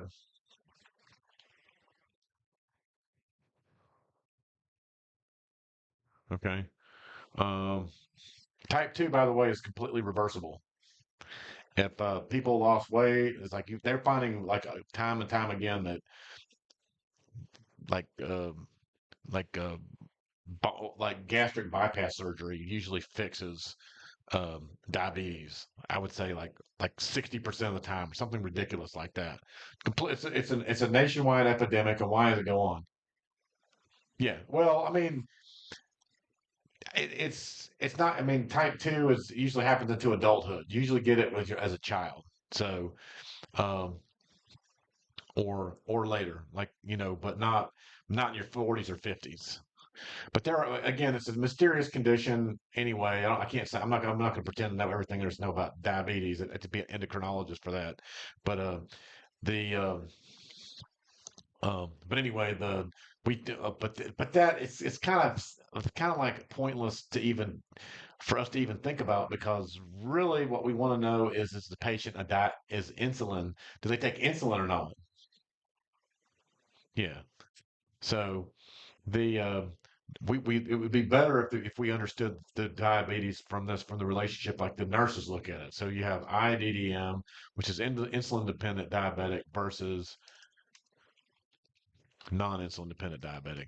That's just for the road for you. I don't know if that's going to help you pass the register or anything like that, but I mean, we like insulin dependent diabetics better than non-insulin dependent diabetics. Insulin dependent diabetics are very predictable.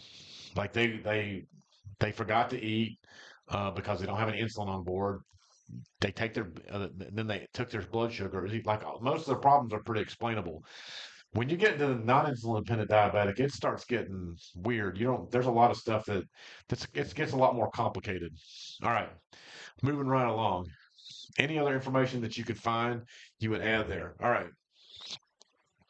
So next we go to medical history obtained from bystander.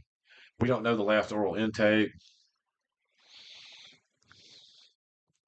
We don't have an emergency form for the patient. There were no living advanced directives. Uh, let's say that there was no evidence of any alcohol, which funny is not usually you usually don't see that on a cardiac arrest, you know, which is kind of interesting when you think about it. Like, did the patient like usually it's usually alcohol doesn't have that much to do with it. Possible pregnancy? Nope, because it's a dude. Okay. I didn't ask. All right, we move right on. All right. Current medications. Let's say that we found that a bag of medications that the patient takes, and so should we put these medications in there? Yes, we should, because it's something that we should always be doing. So when you go take the registry test, just so you know, at the advanced EMT level, they're expecting that you have knowledge of medications. We're going to try to teach you that in class, but I'll be honest with you, that's a very difficult thing to teach anybody about is patient medications. That's just no good way to teach that. The only way that you could actually understand and do that is this because you can actually go on these calls and write this stuff down. And the reason why you do it is because that's what you do. Okay. It's not because um it's like you go, oh well, this is what an EMT does is writes all this stuff down. Okay, so that's you got to think about that. If you're not doing that, this would be a good time to start doing that, at least for the time period where you're going to be having to go take the registry test. So the registry test is assuming that the AEMT is an experienced EMT. That test is very leaning on this. So the whole deal where they have these initial training programs and you can start at zero and go to AEMT are complete fucking bullshit. There's no way that those are ever going to be successful. Like ever. There's no way. Especially when they keep making the test more and more to the point of that. But let's just say that this guy took insulin. Let's say he took Humalog, okay? And we found that he took okay,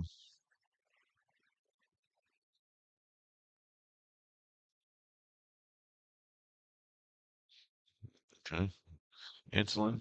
Let's say that he takes I think my page locked up here. Okay. All right. There we go. All right. So yes, I want to delete that. All right. So let's say that he's also taking we said high blood pressure. So let's say that let's have him taking captopril. Yeah, there we go.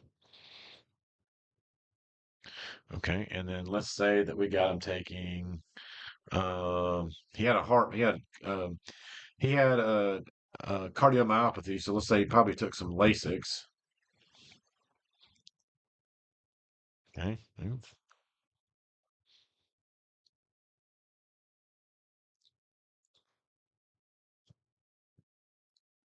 You know, it'd be a neat function, and maybe they already have this. Is it possible that your patient care reporting system, and maybe they have this on FieldBridge, that you can talk to it?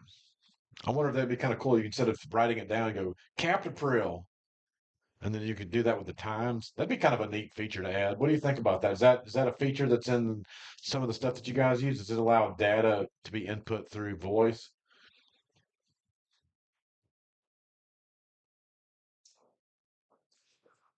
All right, let's see. Lasix, patient allergies.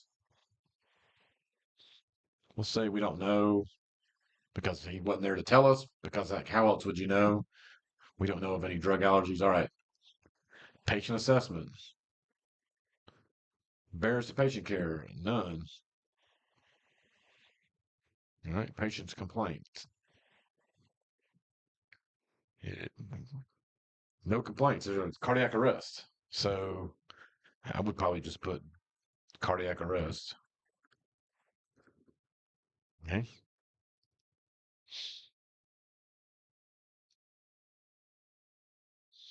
However long it took fire department to get there. So let's just say 5 minutes.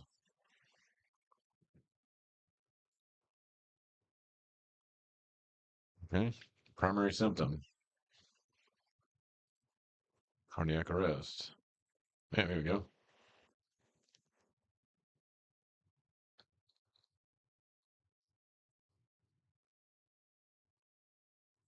Patient's primary impression is cardiac arrest. Gee, look at this. The shit writes itself. Patient's secondary cardiac arrest.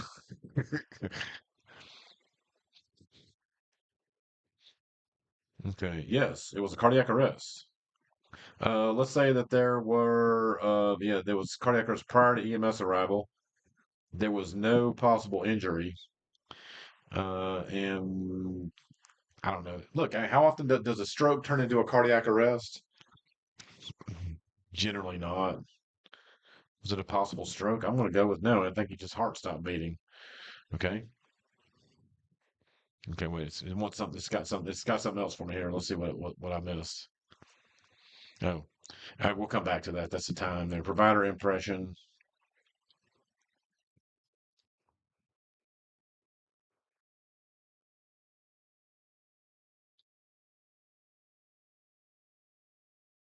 Hmm.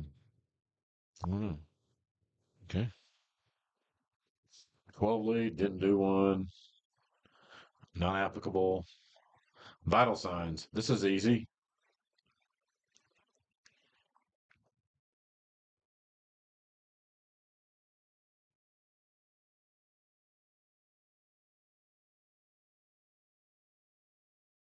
Respiratory rate, effort, SpO2, CO2. All right, so we say at that's probably about right. Okay, obtained prior to the units, no, 0. Respiratory effort, apneic. I mean, I wouldn't put a pulse oximeter on somebody that's in cardiac arrest, but there are people that would do it. You're probably one of them. I'm not pointing my finger at you. I'm just saying why. Pulse oximeter qualifier. Don't give a shit because they put it on there. I'm just not going to put it on there. Entitled CO2, I would say didn't do it.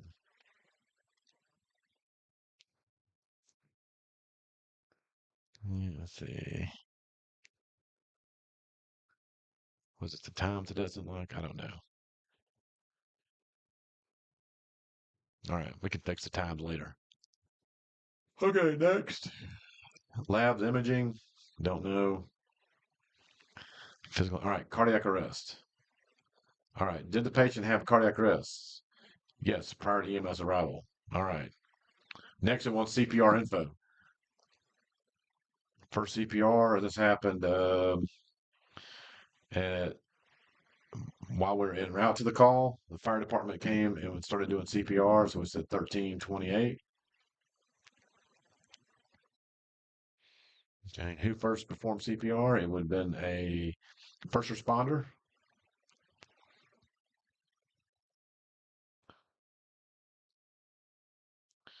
We would have performed manual chest compressions. See if ventilations are on there. Yeah, bag valve mask ventilation. And let's see. Yeah. All right, next. Procedures. We would have defibrillated the patient with an AED.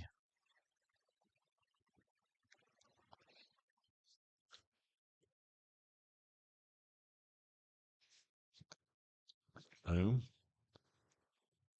No. Number of procedure attempts. We made 1 because it was no shock advised. Anybody catch that? I'm just going to write that down. No shock advised. Okay. No, it was not successful.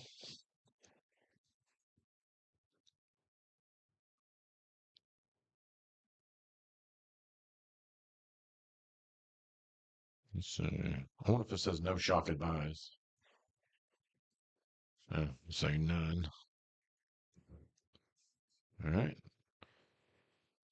Unchanged. Again, look, it's the reality of a cardiac arrest is you're hoping for a good outcome. You're going to put 10 or 20 minutes into this, and you're going to say, fuck it, we're done. That's what you need to be able to do to be able to go on. Okay. You can't just keep like working this all the way to the hospital. It's like you're being punished because somebody died in your territory. That's not right. Role of the person performing the procedure is the EMT. Procedure authorization. It would have been some kind of protocol. Okay. We didn't give any medications, and there was no controlled substances. Airway confirmation, indications for invasive. We didn't use an invasive airway. We did not run into any complications.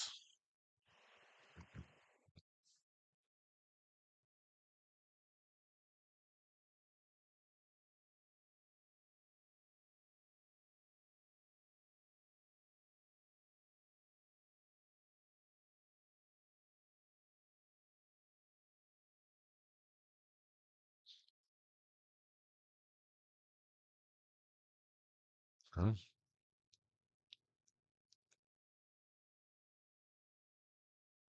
Medical devices, other than the AED, we already documented that. All right, moving right along. All right, so narrative. All right, so the first thing we want to do before we attack this narrative is this. So let's go back and look at our times because in a cardiac arrest, the times reign supreme. All right, so let me just type this in there for you. In a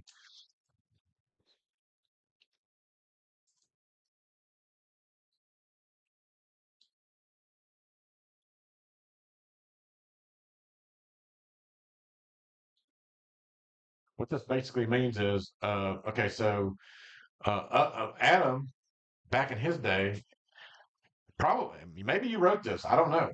Maybe you did. I'm not saying that it was wrong, but for the most, basically when I came into EMS, they were trying to get paramedics to document like everything that happened on the call on a minute by minute basis.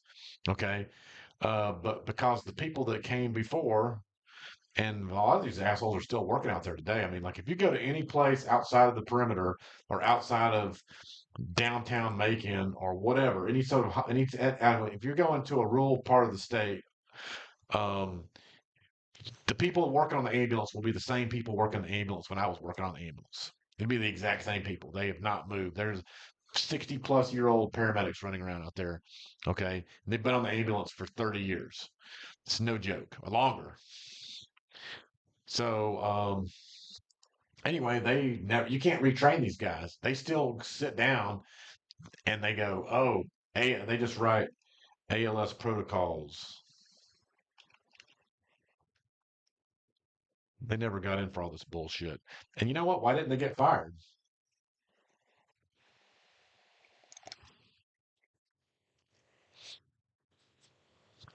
That guy is not replaceable. I mean, this is a fucking all but a tenured position in a lot of these places. Okay, we got them up here. We got them all over the place. They're everywhere. But so if you're gonna write up a patient care report for a cardiac arrest, you need to make sure the times are good before you do anything else. All right, so let's go to our timeline and take a look at this. All right, so it doesn't like when we have the vitals. It says, let's see, what didn't it like?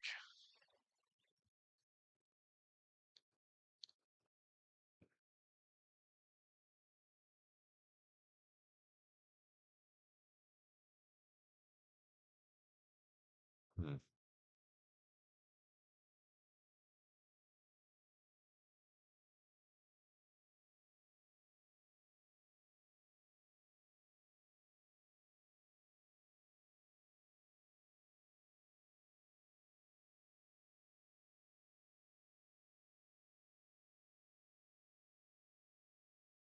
Let's see, maybe we make this maybe closer to when we made contact with the patient. All right, let's see. Let's try that. Maybe it'll like us better.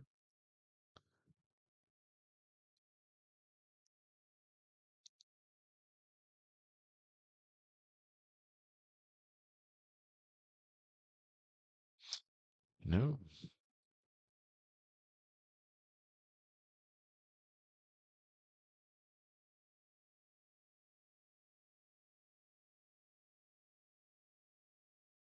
Oh. Oh, okay.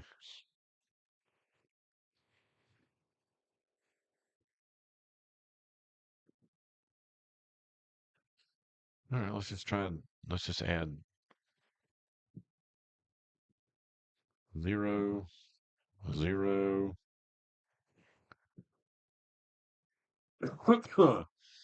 Didn't take it.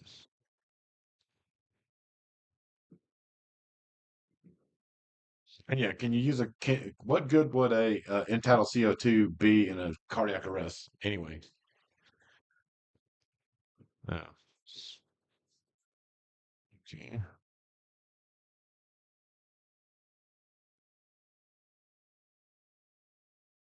All right, let's try that. Yeah. Method of EKG, not doing it. Okay, we aren't doing it. 0. Certainly, they don't want you to take a blood pressure. There's got to be some way around this. So I'm sure somebody's already thought about this. 0,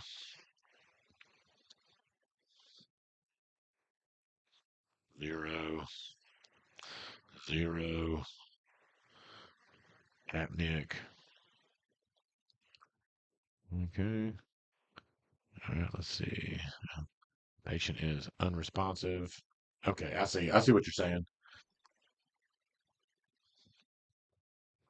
Okay. And then we're gonna oh, look at that. Okay. Awesome. No, I'm gonna change this time to 13:26.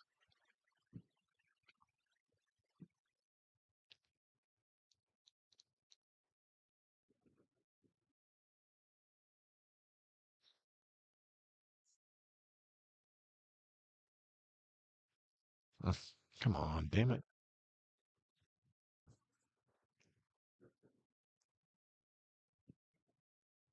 Okay. 13:26. Okay, great. And then this procedure, let's see what they didn't like about this. 13:28.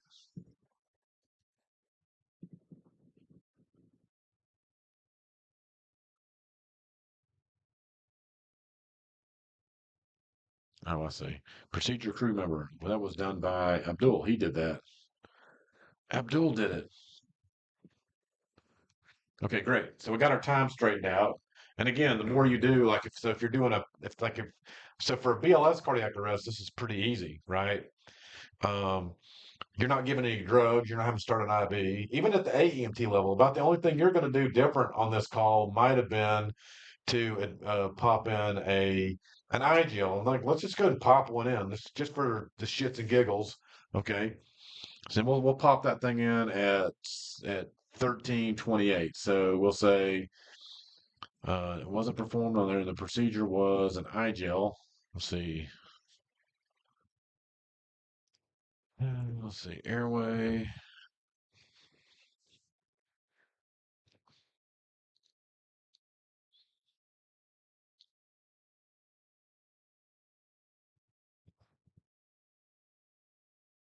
Nasal airway, oral airway. Oh, here we go. Basic supraglottic insertion, double lumen.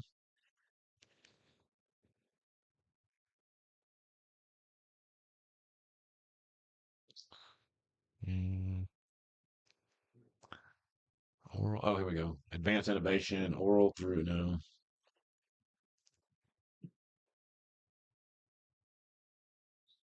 Advanced intubation. Wow, there's a lot of stuff on here.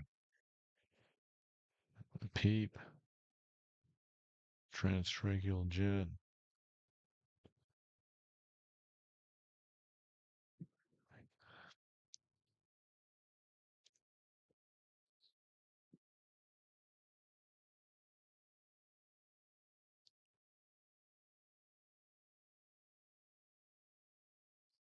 Right.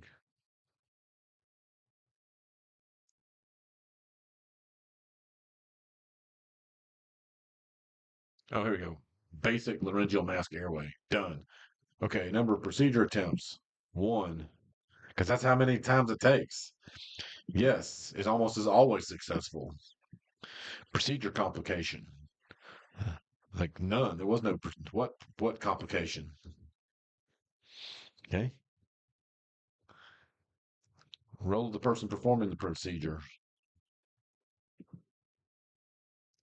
EMT. Crew member. Let's say Abdul did it. Awesome. Okay, fantastic. And then we're going to go back and we're going to change the time that to whenever we did this to so that all matches up. So be like, yeah, how do you keep up with all this crap on the call? Honestly, from experience, I can tell you that we just kind of like made the times that we went back and and made the times make sense by going back to it. So yeah, a cardiac arrest could take a considerable amount of time. It takes 30 good solid minutes to write up a cardiac arrest. That's if it was an easy cardiac arrest. Like this is pretty easy. All right, so something else we're going to have to do is we're going to have to talk about this. Um, um,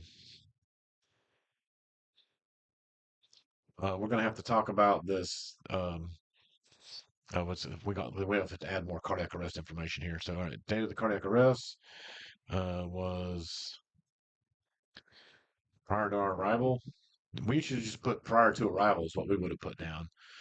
Um, all right, not witnessed. Cardiac arrest etiology.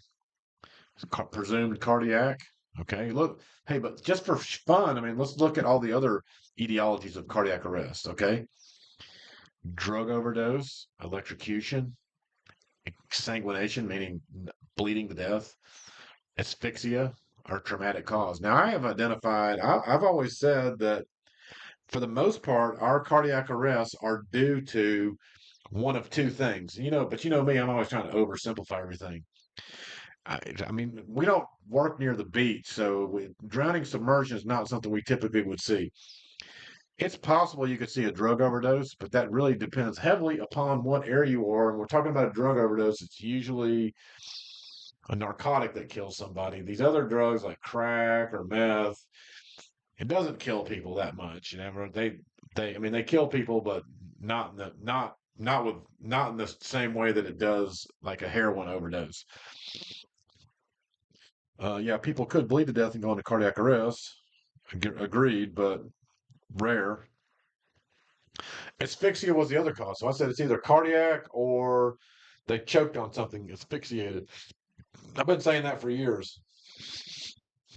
I don't think you should work a cardiac arrest that was traumatic.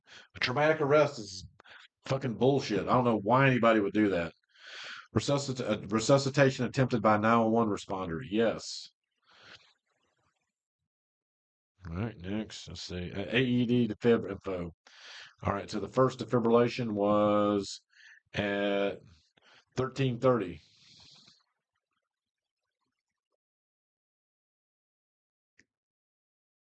Again, that's the part of when you do the cardiac arrest. This is what um it was not used. You have to sit there and work on these times. That's what a cardiac arrest does. Who defibrillated the patient would have been EMS. All right. Cardiac arrest rhythm. It was we really don't know. An unknown, non-shockable rhythm is what we got. You recall that from the video? Non-shockable. Any return of spontaneous circulation? Nope. He was dead as a bag of hammers. Patient's outcome at the end of the cardiac arrest. Let's see. How about expired in the field? We are going to terminate this arrest. Okay. But which brings to light the other part of it, which was our additional resource in the form of a paramedic, of an ALS ambulance. If you saw that from the video, that's kind of the way I set this up for you. Was you got there, you started doing CPR, you took over for the fire department, and then the ALS ambulance shows up, and you guys are now the paramedic is now using their advanced clinical judgment to determine that this arrest needs to be terminated. Awesome. God, that sounded good. All right, so let's see. What patient complaint?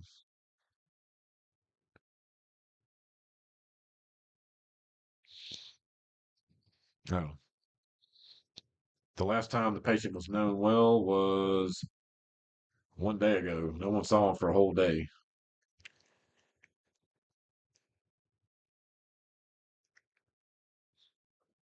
Okay, next. All right, so great. We're already flirting with 100%. All right, let's add some information here. The incident patient, incident info, unit info. Let's see, number of patients, unit info, other agencies on scene. Here we go. This is what I was looking for. We're going to add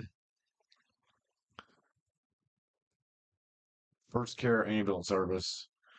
They sent us a uh, EMS mutual aid.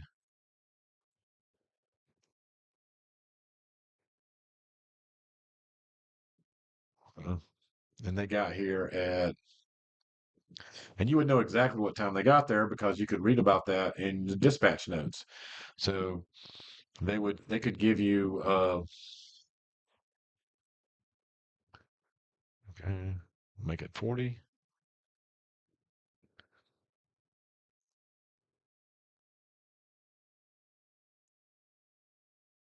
Okay. Okay. So they got there, they sent an ALS ambulance. Okay. And then, so the name of the company was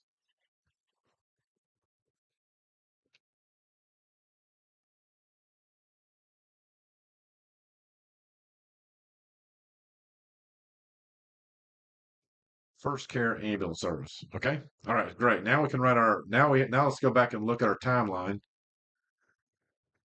Okay, so we get there, we arrived on scene, we started there was no vital signs noted. We started CPR. Looks like we didn't really looks like we don't indicate that we started CPR, so we need to add that. Okay. So let's go back to patient assessment, provider actions. Okay. CPR. No. Oh yeah.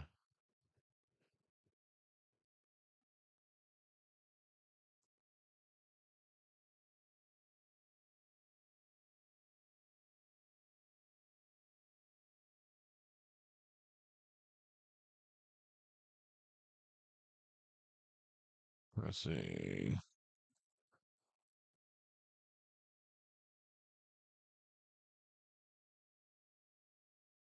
There we go. Manual CPR. We did not get vascular access. Again, if you're not like you guys said, well, I'm an AEMT, I can get vascular access on a cardiac arrest. Sure, but is that going to bring the patient back from the dead? No, it's not. Not going to fucking make a difference. Do it if you want to, if you want practice, but at the end of the day, it's not going to help anybody.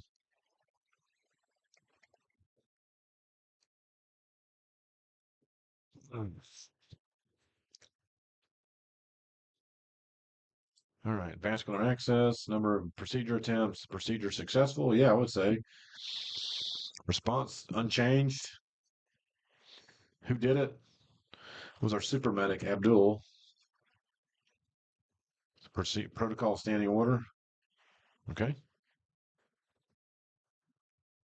looking good. All right, now we're ready for the narrative. So let's go back and look at our timeline one more time.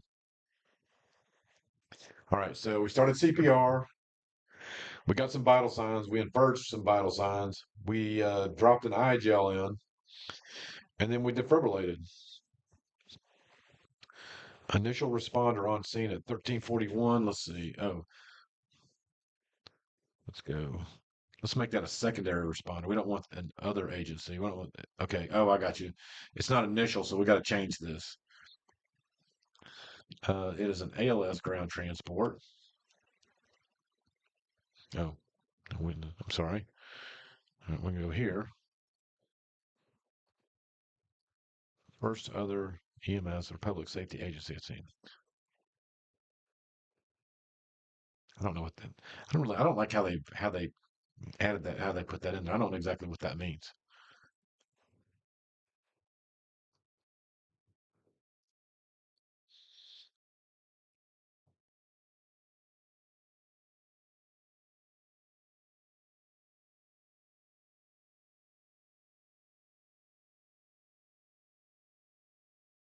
Other EMS agency. All right.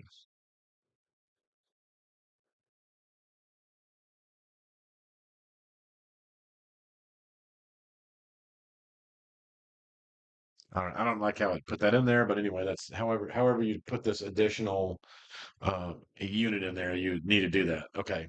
Again, I think like as EMS moves forward, I think you're going to see a lot more people showing up on calls that would have never had. Like in the past, like I said, you'd send two paramedics, you put a paramedic and an EMT on an ambulance.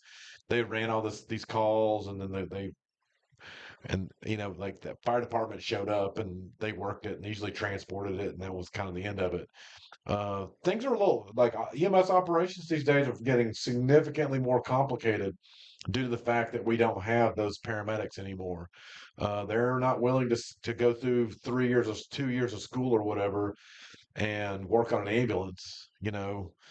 They get sucked right into some kind of clinical environment, and we never see them again. Um, that's unfortunate. So, um,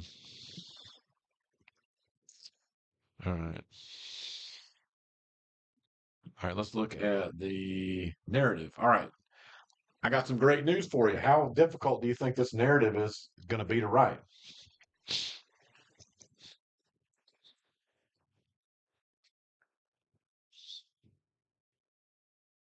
Let's just take a minute here to look, evaluate what needs to go into this narrative exactly.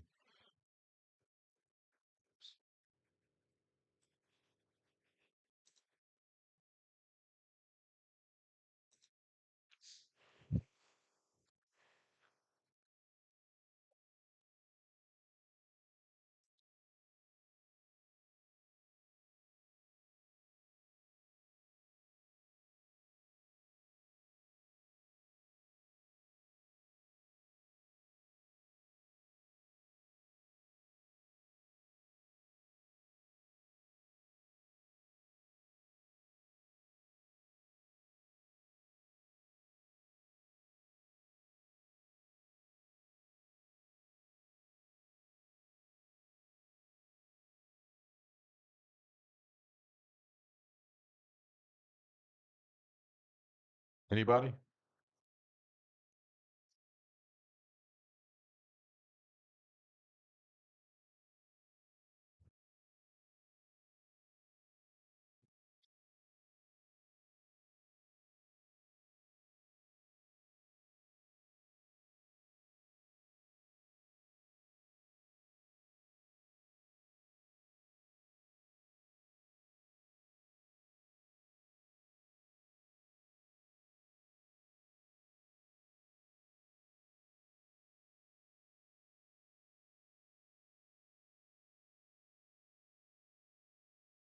Anybody there?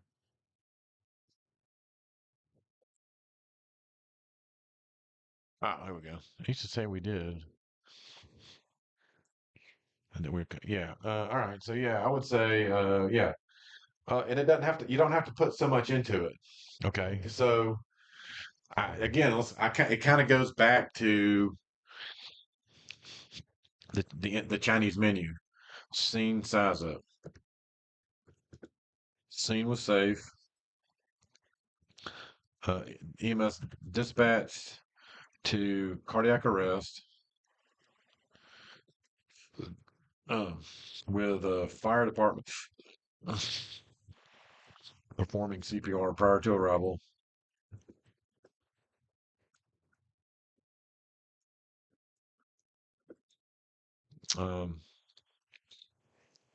Scene was safe.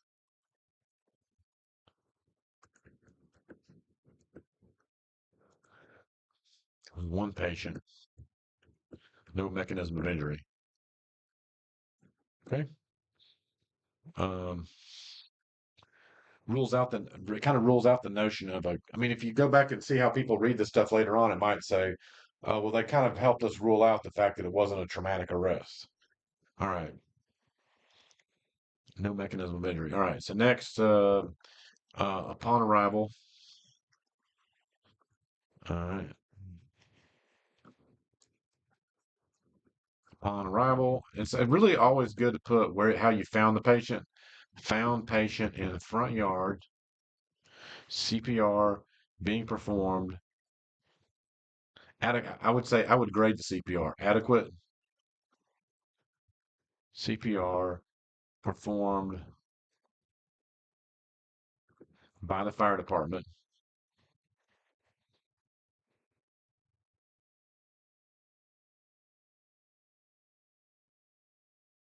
Oh, put the R in there. Duh. Fire personnel. That's a good word to have in your reports, by the way. Personnel. Okay. All right. No signs of circulation.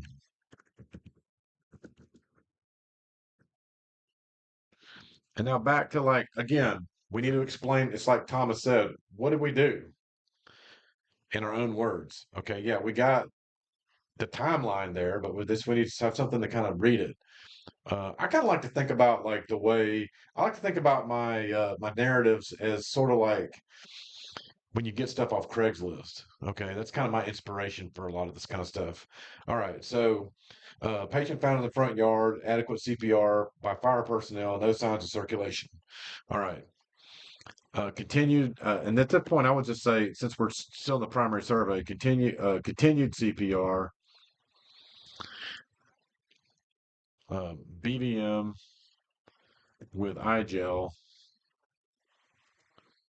um, awaited awaited for AED, no shock advised.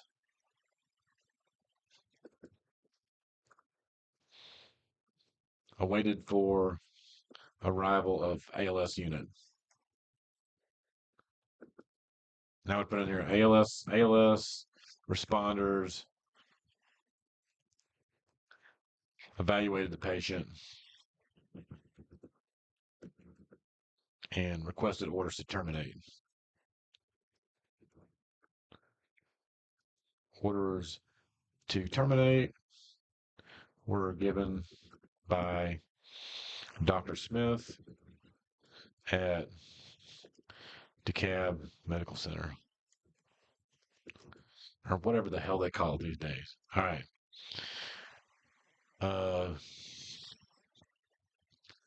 CPR. Now we got to talk about what we did with the body. All right. CPR terminated. Awaited for arrival of PD, of coroner, and turn the body over to them.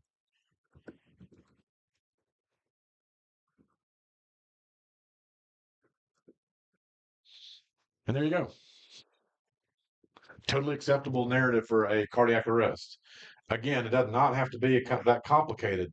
Again, this was a pretty open and shut case. I mean, apparently everybody in our ambulance service is okay with field termination of a cardiac arrest.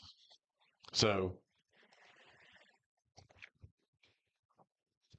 we don't have a problem doing this. Now, what if you're doing this and nobody really likes you to stop CPR, like terminate? Nobody really wants you to nobody really wants you to terminate CPR. Documentation might be need to be a little bit more comprehensive. But in our situation, this is just something that we do. This is how we manage our cardiac arrests. All right. So that's this. All right. So I'm going to take you on a little field trip. Okay. While you're finishing up your PCR, I want to show you a couple of things. One is Lucas device. I'm sorry, not Lucas Vice. One is, um, come on, baby. Here we go. Craigslist. I don't know if you buy stuff on here or whatever,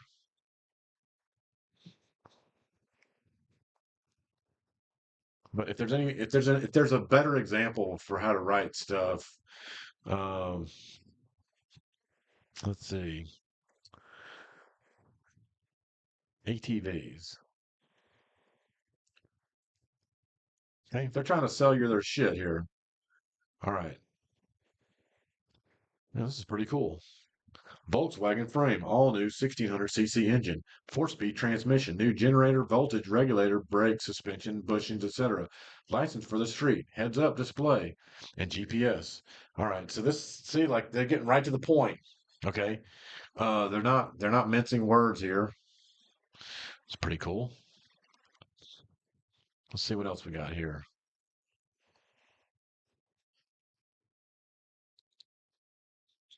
Uh, oh, let's see. Boats. This ought to be good. 2 kayaks with storage rack.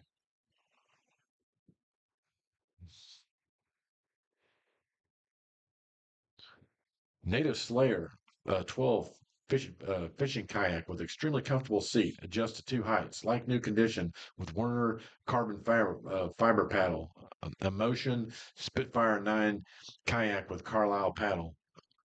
Well, they're just getting right to the point. Let's see what else we can find here. Oh, here we go. Let's look at activities. This ought to be interesting. Right here, making friends or whatever, honestly. As the title says, it's the holidays, and I'm honestly looking to make friends or whatever it may be. I'm a guy, 22. I will say older folks are easy to get along with. Not really into crazy. Grab a drink.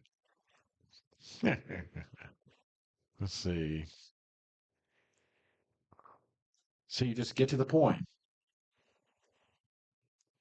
Oh, I know, right? Uh, oh, here's another one. This is always fun to read. Rooms for rent. Okay, rooms shared.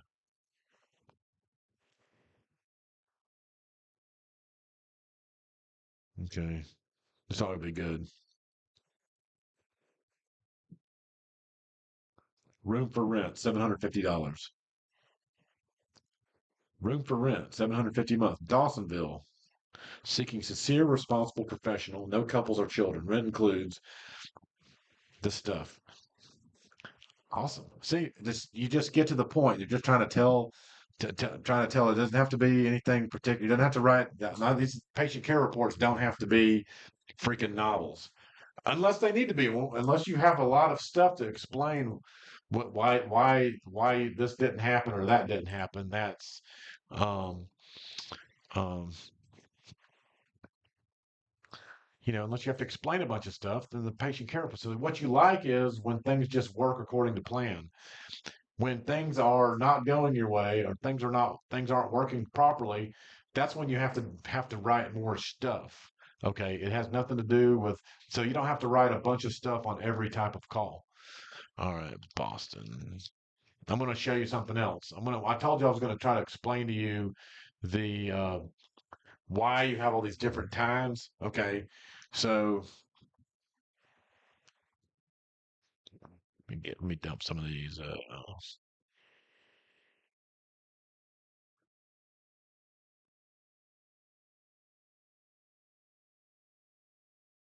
Oh, come on, really? Jeez.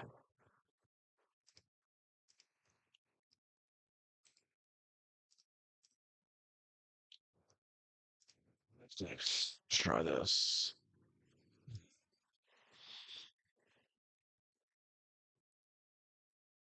Okay, here we go. All right, you ready?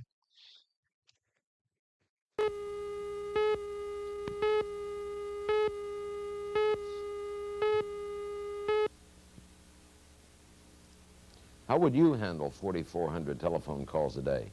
That's how often the emergency police number 911 will be called on the busiest days this summer.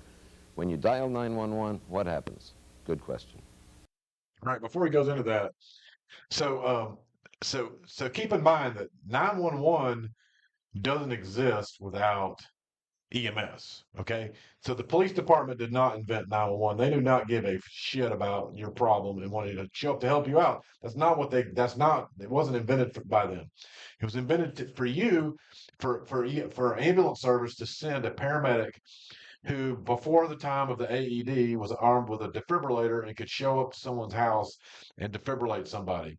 This is actually why there were so many paramedics, because the 911 system, like, it's kind of a massive sales pitch to a fairly hard audience when it comes to um, paying another 50 cents a month for their phone bill. Nobody really saw the value of it, because you could have just called for the ambulance service at this number. You could have called the police department at that number, or you could have called the fire department at this other number. You could have just directly called the fire station. That was kind of like the way it had been. But 911 came along through EMS to try to push the paramedic out there. However, the thing about it was that the fire department, for the most part, did not use. They came into radios about the same time EMS came into radios. They didn't so much use radios on fire trucks, unless you were talking about, like, Los Angeles or one of these big giant fire departments or something somewhere. But most of these places had so the fire so the ambulance kind of came into this at a time when radio technology was a little more. You could put it into an ambulance pretty quick, in the 70s, because the police had already been using this. So who owned the airwaves? It's the police department. And this is why, to this very day, all of your dispatchers and everybody at the radio center are going to be employees of the police department. So it's kind of just they were there first. They made this, like, they run the radio department, basically, is what it was. They don't like, just so you know, they don't really like dispatching EMS. So if you talk to any dispatchers, they fucking hate having to deal with the EMS. For one thing, the EMS people are not that good on the radio compared to a police officer.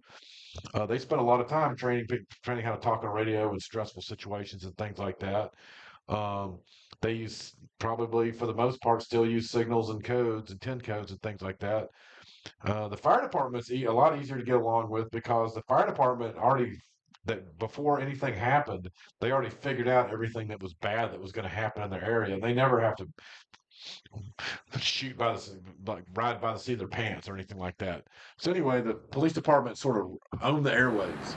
911 is every man's connection to a policeman, a fireman, or an ambulance. No matter how tense the emergency caller may be, there are clerks at the other end of 911 who are calmly and... These clerks are call takers, okay? So these call takers are taking the call, responding to the call, one of thousands that reach them every day. Rapes and murders, petty thefts, cats and trees, broken water mains. The range is wide, and not all calls receive the same priority.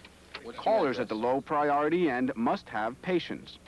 Deputy Superintendent John Gagan, the head man at 911, explains the process. The call come in, and the clerk taking the call would be told there's a pull-up in progress. That clerk would immediately switch to the loudspeaker and talk to the dispatcher. 14, 210 for right now. You got to hold up. Police dispatcher then sends a car on the air to that site without any more information. Boston Control calling the 649. 640. So you see that there's a call taker. There is a there is a dispatcher. So the call taker is the person that answers the phone. The dispatcher is the person that you deal with. So there's a dispatcher for each frequency. So the police have their frequency or frequencies. They'll have different dispatchers for each frequency, and then they'll have EMS has a dispatcher who's on one or more frequencies. Okay. 29. Now the 911 clerk then gets the rest of the information. The address, So this whole deal is like, as you're en route to the call, you're getting more information from the dispatcher, who is getting this information relayed by the call taker, because the call taker is actually still on the line with whoever called 911 in the first place. Okay. And so as this whole process goes on, it doesn't even stop until you get there. and given to the dispatcher. He The now can dispatcher. tell the car on the way, newspaper off a doorstep is a crime in progress. But the more serious crime. But that's why there's a time that the call is received. It has to be logged in. The time that the call was dispatched. The time that the call, well, actually, there's a time that the call initially arrived at the dispatching center. And then there was a time that um, the dispatcher made contact with whoever actually picked up the phone and talked to the person. So let's go back and look at these. So when you see that, you see the different times it's reflected in this entire process. So that when I mention of the dispatcher to find out where that car is. And then you might say, If wow, he's all this there equipment longer shit looks pretty than a half an antiquated. hour, But that's pretty it's much also what they're another using. They actually cursor use will this flash stuff again, right saying, you know, now. he's been on scene too long. Unless It's a you matter don't want running into some probably place that put like four $2 times billion during to each like day, $200 million where into we the get dispatching busy center. and we have a backlog All of this calls. stuff is exactly the Between same stuff. 4:30 and They've 5 literally o'clock at night, never when people replaced are it. It's leaving all the business if you went to places and going Boston home. right now, it's probably exactly the First same thing in the stuff. morning when people get up, try to get to them as fast. That's a minor illness, 2 circuits. We can go back on. Reporter All right, so Mike anyway, Taibbi asked Deputy So let's go Superintendent back and Gagan look at about this. those charges. Out of our approximately 100 civilians, 14 of them are CEDAR employees. Spanish-speaking personnel. Okay, so it looks like you guys are making progress with your patient care reports. Awesome. I like what I'm seeing here. Okay, so but let's just go back and look at that. I'm going to open up yours, Adam, and see what you wrote. It looks like you guys are just writing what I wrote, which that's okay. I'm okay with that. You know, imitation is the highest form of flattery. All right, so response times. So this is the time that the call taker actually received the call, was the PSAP call date time. Okay. Then you got the dispatch notify time. This is the call taker actually notifies the dispatcher. Of course, now they have computer aided dispatching where some of this stuff is a lot faster than it used to be. There were various ages um, where this information would be relayed on a card carousel. Let's see if I can find a picture of that card carousel. That's kind of interesting. Uh,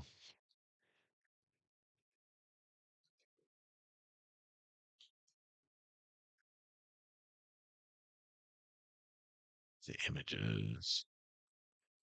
They would actually write this up so the call taker would get the call, and then they got to think about this before, like you had all these computer, email, electronics, or whatever, and it actually just go on a little uh like a little carousel, and it would take the card to the dispatcher. All right. So yeah, there's a delay there. There would be a delay, obviously, and then unit dispatch. So then the time that the information got to you. So by the time so it could have been 1 minute had been delayed. So like the dispatcher may receive the call, the dispatcher finally the dispatcher got word of it, and you got the call 2 minutes later, and then you have to indicate when you acknowledged when you were en route to the call. So that whole time when you get in your ambulance, go dispatch, we're en route. That actually means something. That's part of this chain of times that are having to actually be uh, uh, having to be accounted for. But then there was the time you went en route. So at some point you're going to go to the call, and you're going to hit the en route button, or you're going to say dispatch, we're en route. Um, and then finally you're going to arrive on the scene at a time later, and then you'll arrive at the patient side. Sometimes so if there's any delay in any of these times here, then that's something that has to be documented. Otherwise, somebody's going to read your report and go, well, can you explain why there was a 10-minute delay in between why you get like you receiving the call when you got received when the call was dispatched? You might say, well, I don't know anything about that. I'm just fucking ambulance driver. I don't know shit. But that's not really the answer they want. Exactly what probably happened was, I mean, I don't know if you've ever called 911 in DeKalb County, but I have, and I've been put on hold. So sometimes the call could have been received at a certain time, and you might have a 10 or even 20-minute delay in the dispatch notified time. Have you guys noticed anything like that? I'm going to type this in there. I want to see to get a little bit of a response.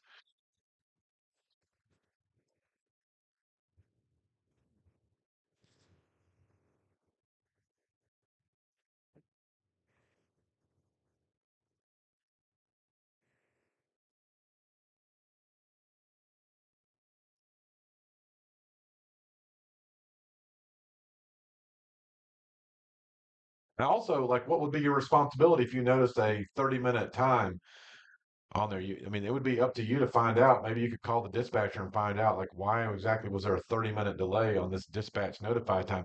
They lose stuff too, you know. So this could be used. Yeah, I mean, I've noticed it before. It doesn't always work the way it's supposed to, especially in DeKalb County. DeKalb is like the craziest place I've ever seen. Like the 911 system in DeKalb is totally screwed up sometimes, and that has nothing to do with all the people. That has nothing to do with you on the ambulance or the guys on the fire truck. It has everything to do with um, it has everything to do with just how screwed up the dispatcher is. All right, well, look, let's just take a break. I'll let you guys finish up your patient care reports. We'll do one more report and then we'll call it a night. Now, from this point on, you guys are going to be responsible. The actual assignment is 20 patient calls. Oh yeah. Let's see. Let me look that one up. PSAP. Public safety answering point.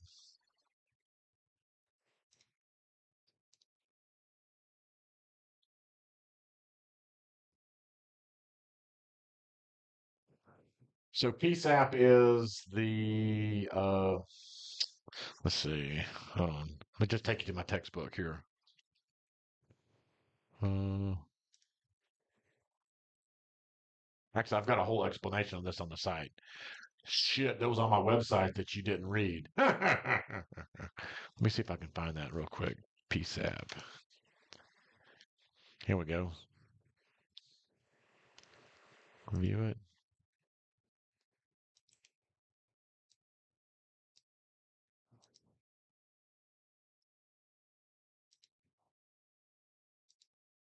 Here you go. I wrote this. So actually, I ripped this off from YouTube, but basically, it tells you the whole system. All right. Well, look, let's come back in 10 minutes. Let's take a break, reconvene, and yeah, I can save all this. This I have no problem saving this one live. I did take the other ones down because some of you guys were having so many ridiculous problems logging in that usernames and things ended up getting transmitted over this. So I didn't want to put that on there, but I have no problem saving this on my website.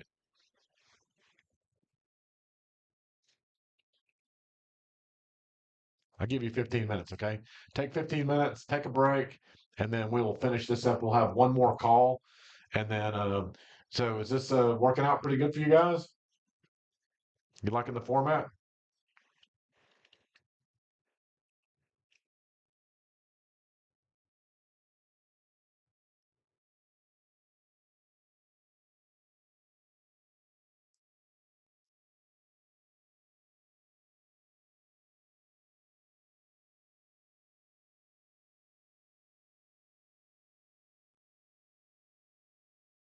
Awesome. All right, I'll see you in about 15 minutes, okay? Smoke them if you got them.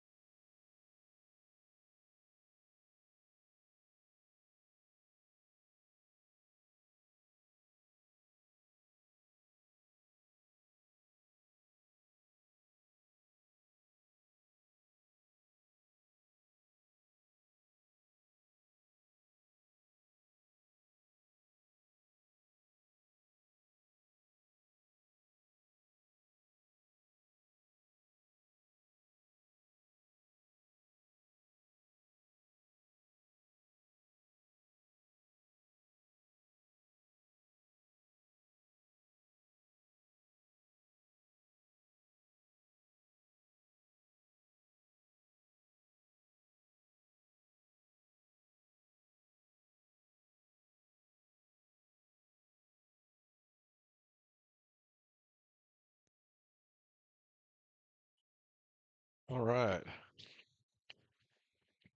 All right, we're back. Everybody back?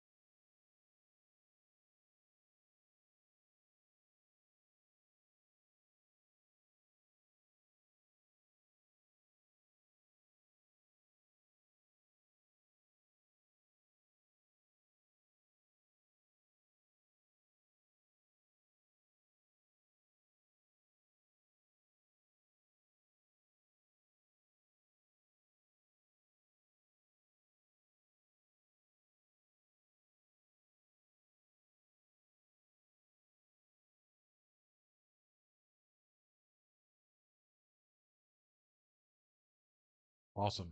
All right, so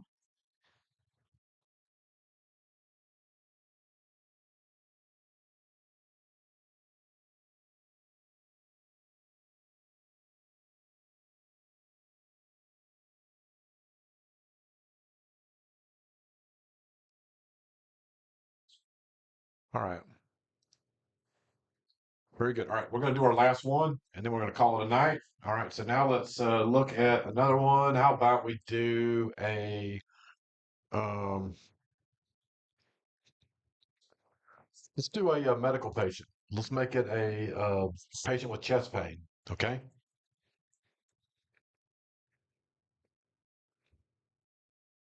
Okay. So just so you know, so what is going to be the process that we're going to take for this particular type of call? Well, it's going to look something like this. You're going to do a scene size up, which is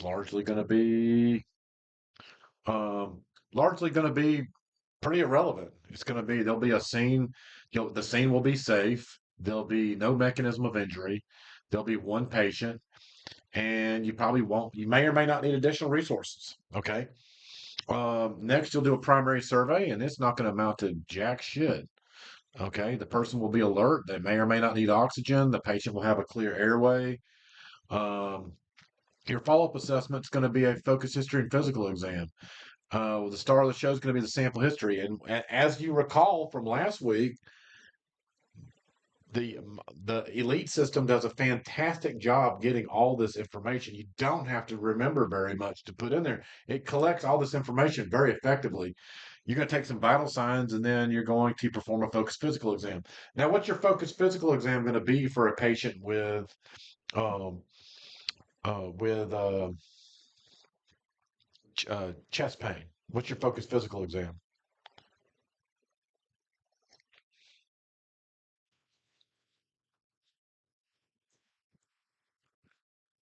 It's going to be a 12 lead. Okay, it's a 12 lead EKG. So let's just imagine your protocol as you move forward with AEMT. Okay. So let's just say that the protocol for I haven't drawn one up, but if I was going to, if someone's going to ask me to do this, say because I'm like I could be anybody's training officer, right?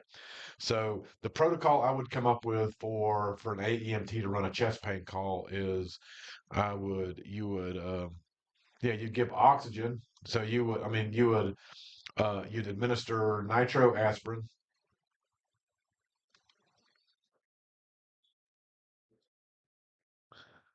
Based on but remember, what's the magic number for blood pressure? Remember Gary's 130 rule, okay? And then you do a 12 lead, okay? And you would transmit to a person that works in a dispatching office. So my version of EMS is a little different than yours because I feel like most of what we should do at EMS is we should have EMTs, maybe AEMTs, working on ambulances, right? And what you're going to do is you're going to have all the support at your fingertips. So the paramedic never had any support. You were it. You had to be able to read. So for the longest time, the paramedic would show up on the call, and the paramedic would have to read the 12 lead, and then they'd have to go to the cath lab. What this resulted in is, well, what we found out when what this resulted in was the paramedic couldn't tell the difference between a fucking person with a STEMI versus somebody that had a hangnail pretty much 100% of the time. And two, the cath lab didn't care because they didn't care about false activations because they were making money off of it. Okay. If you go to, and you might say, wow, that sounds a little crude. If you go to Las Vegas, if you go to Nevada, Las Vegas EMS, there is no, uh, there's no central area that basically allows that says, oh yeah, you should go to the cath lab or not. They actually just tell EMS, hey, if you think they're having a STEMI, just bring them here and we'll just do the cath lab. So the activation is not the same. So in Georgia, the cardiologists have actually taken some sort of license or taken some sort of a triage role here in making sure that you can get to that uh, that will allow medics to kind of support medics in in the endeavor of picking the right patient to go to the cath lab. So 12 leads, you're going to transmit um, to dispatch where they have where they actually have someone on duty that knows how to read a 12 lead.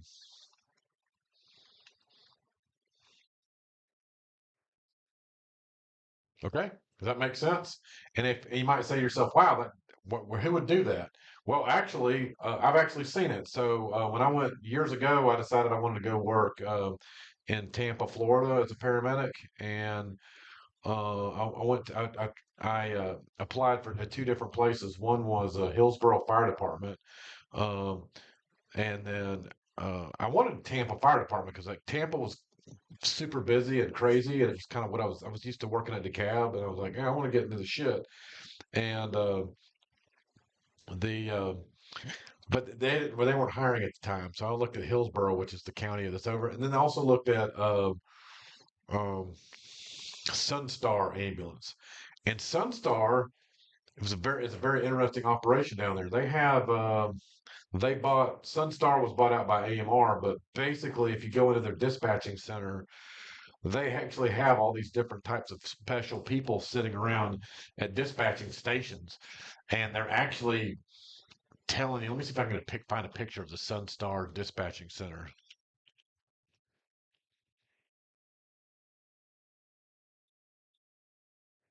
Let's see. Boom. All right. So like.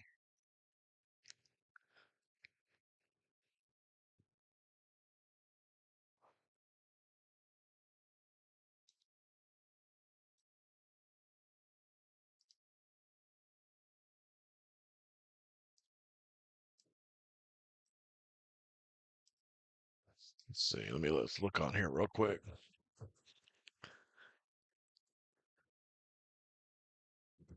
So then they gave this impressive presentation about how they help dumbasses that don't know how to do their job.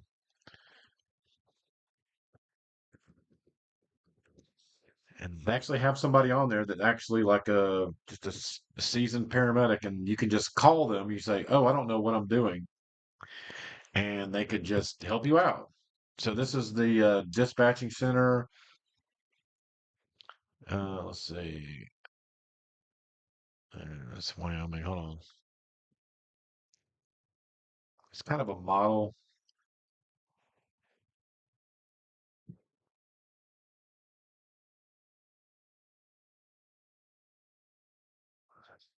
What you see here is a lot of people that they pulled out of the field actually to work in dispatch. So you got the normal type of people that work in dispatch, which are people that would normally be working at a call center, like like Amazon fulfillment services. I'm not calling them out. I'm just saying like they're just people that take this to these types of work and they end up becoming dispatchers. Okay, I'm not shitting on dispatchers. I like dispatchers. I'm just saying like look at that guy. He's clearly autistic. The guy in the middle. There's a fucking giant there. He can't work on an ambulance. So I mean, like, some of these people are not ready to can't work on the ambulance. So the so anyway, imagine that one of these people just happened to be they ripped him off from a hospital and um they and now he tells you where to go. He sets it up for you. You don't have to call the cath lab. You just go there. You just communicate with this guy. He's either like a fucking guy that worked on an ambulance for a long time and was just good at reading 12 leads and he got the job and he just handles all the back end for you of transmitting the EKG to the site. So I think you should have access to people like that. If EMS is going to move forward in the future, that's what it's going to have to be. So yeah, you need to be able to do what we expect. We are kind of expecting paramedics we're capable of doing for all these years, but can't could never get to. All right. So anyway, the so that's that. So that's your protocol. So your protocol is to give nitro, aspirin, and go to the and transmit to the 12 lead specialist. All right, you got it.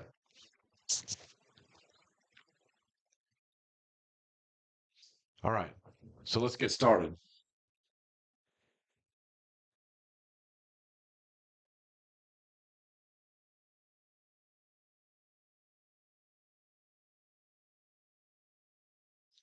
All right, so we're gonna log in and we're gonna do a PCR together.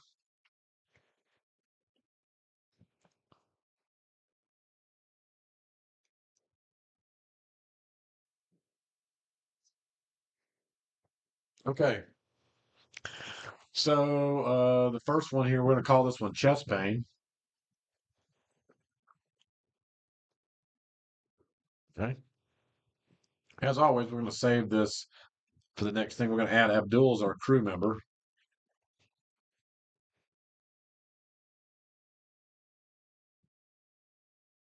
Okay.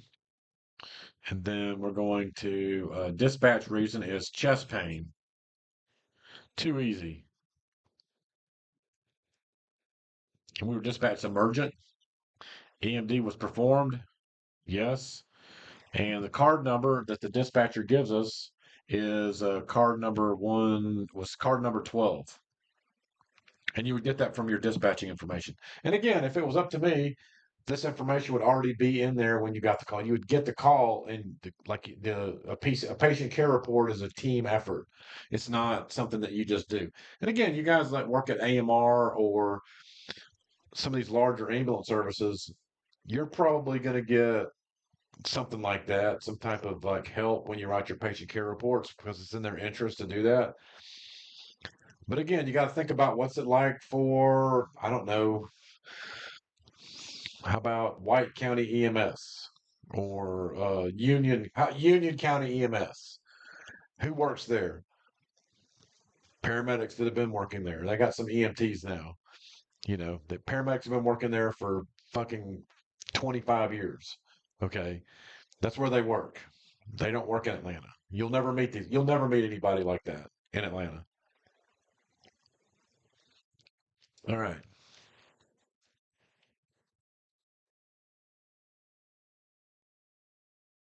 As always, it's Med 1, BLS Ground Ambulance.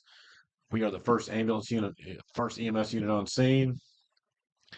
The type of service requested is a 911 response. It was emergent. All right, there was a single patient. Patient contact was made. The patient was evaluated, and we ended up the initiated patient care and continued primary care. Transport disposition was transport by this EMS unit. Incident location type is a home or residence. As always, it's 123 Elm Street. Since I'm in a Decatur frame of mind, DeKalb County frame of mind, I think I'm going to go with Tucker 30084. Yeah, Tucker.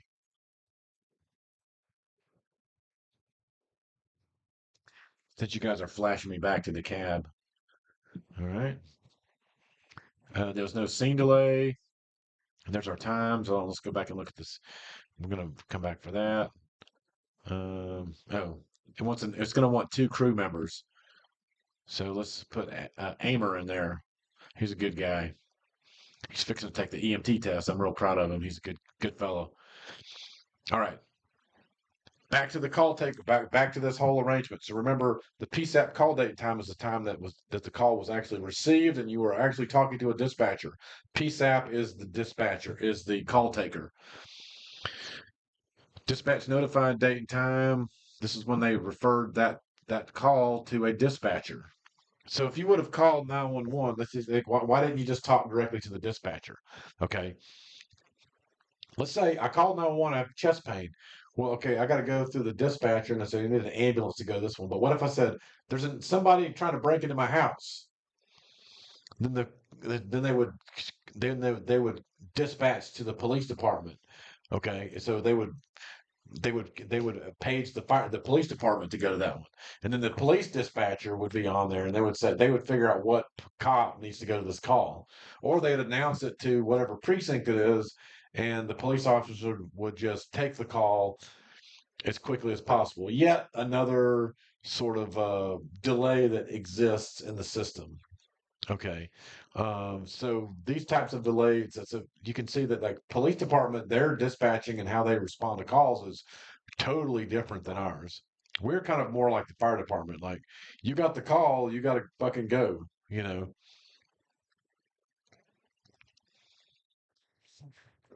Unit dispatch by dispatch time of day. This is when the dispatcher sent it to you.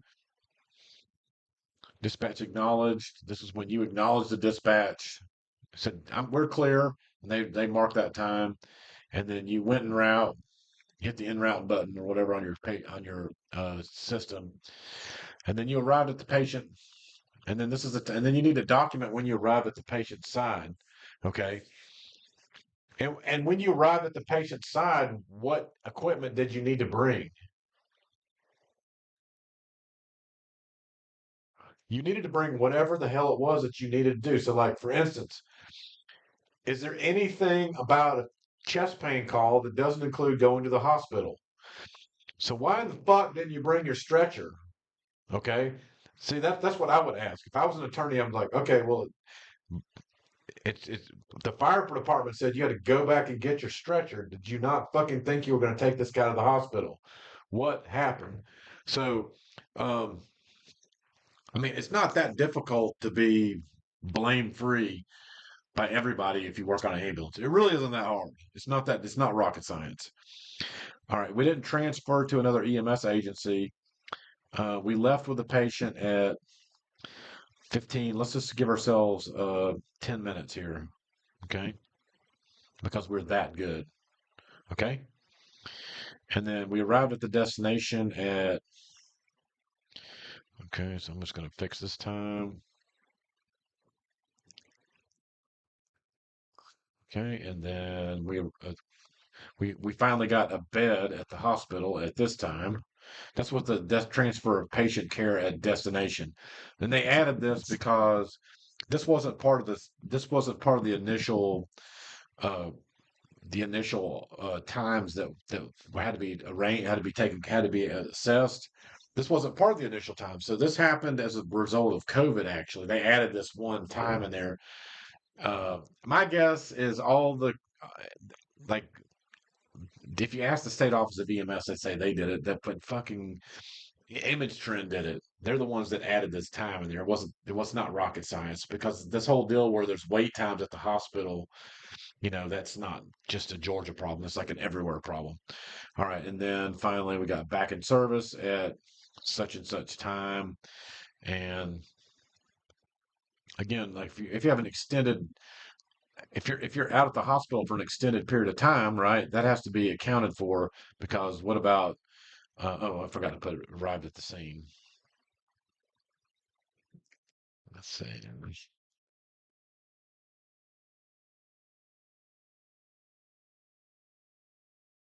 I do like how they got this little thing on here where you can kind of work your times a little bit. That's pretty cool. That makes sense that would be this. So our time that was going to be, um, so we're going to be with the patient at the scene and documenting stuff at 15:01 at 15:12. Okay, great. All right, now we're moving on to disposition. We had a single patient and it asked us for some more information. It looks like it wanted to know the patient acuity. And we say it's emergent and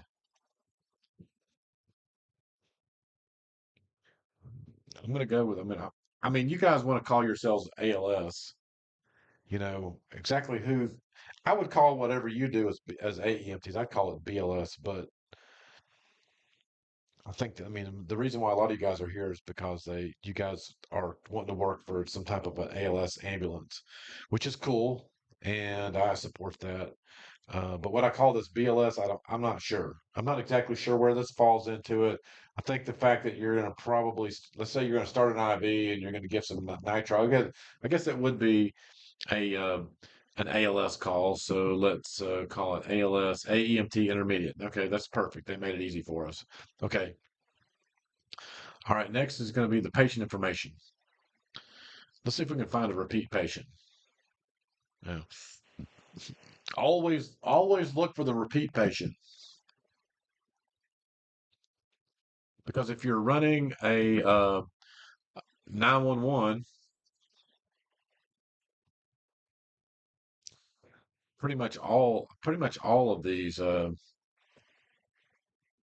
pretty much all of your patients are repeat patients, like almost every time.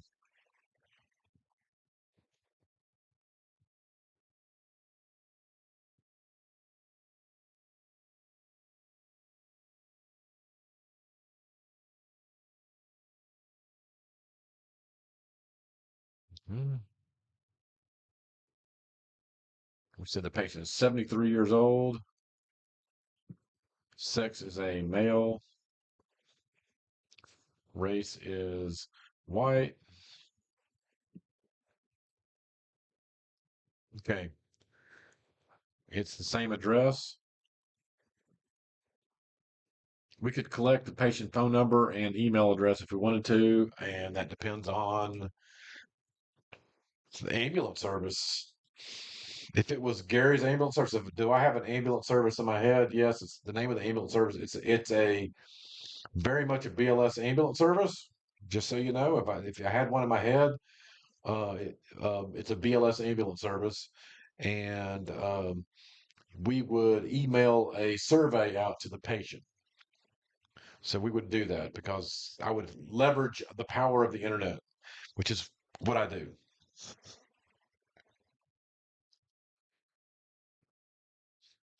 Okay, patient history.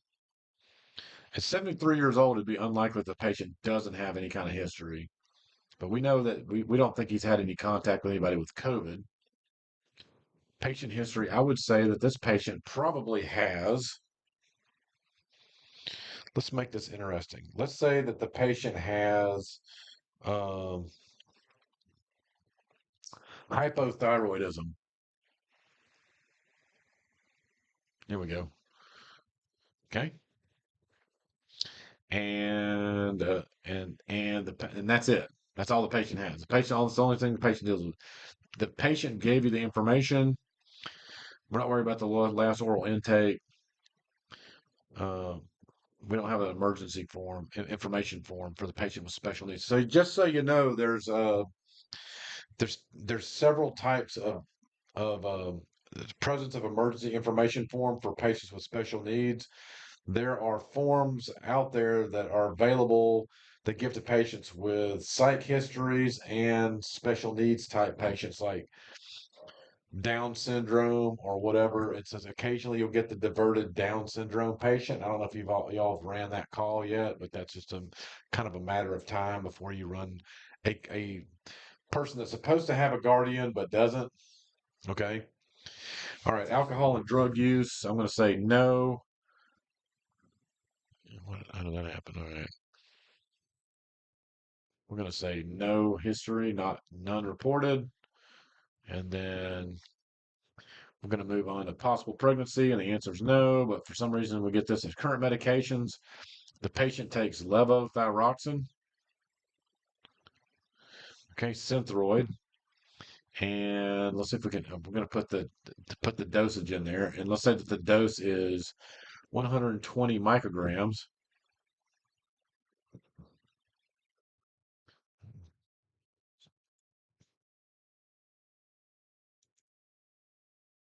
Here we go, micrograms every once a day. The guy's doing pretty good for 73 years old. All right, and the route is oral.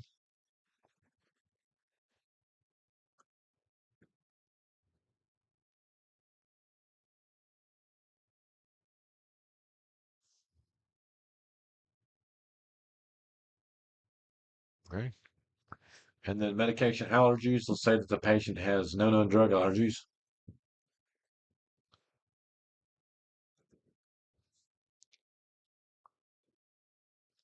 Okay. And all right, patient assessment. All right, barriers to patient care, none.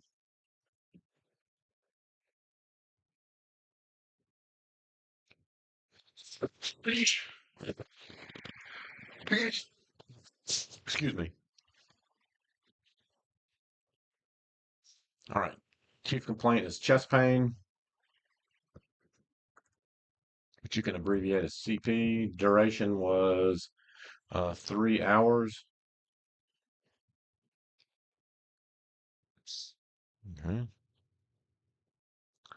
Primary symptom is chest pain, probably probable cardiac origin. Patient's primary impression is chest pain.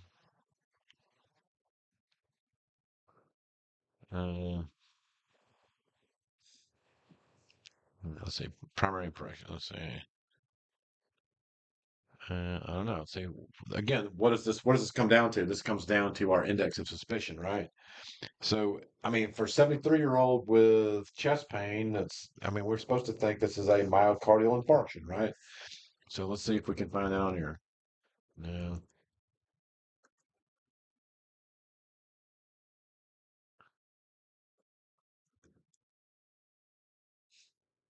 Hmm.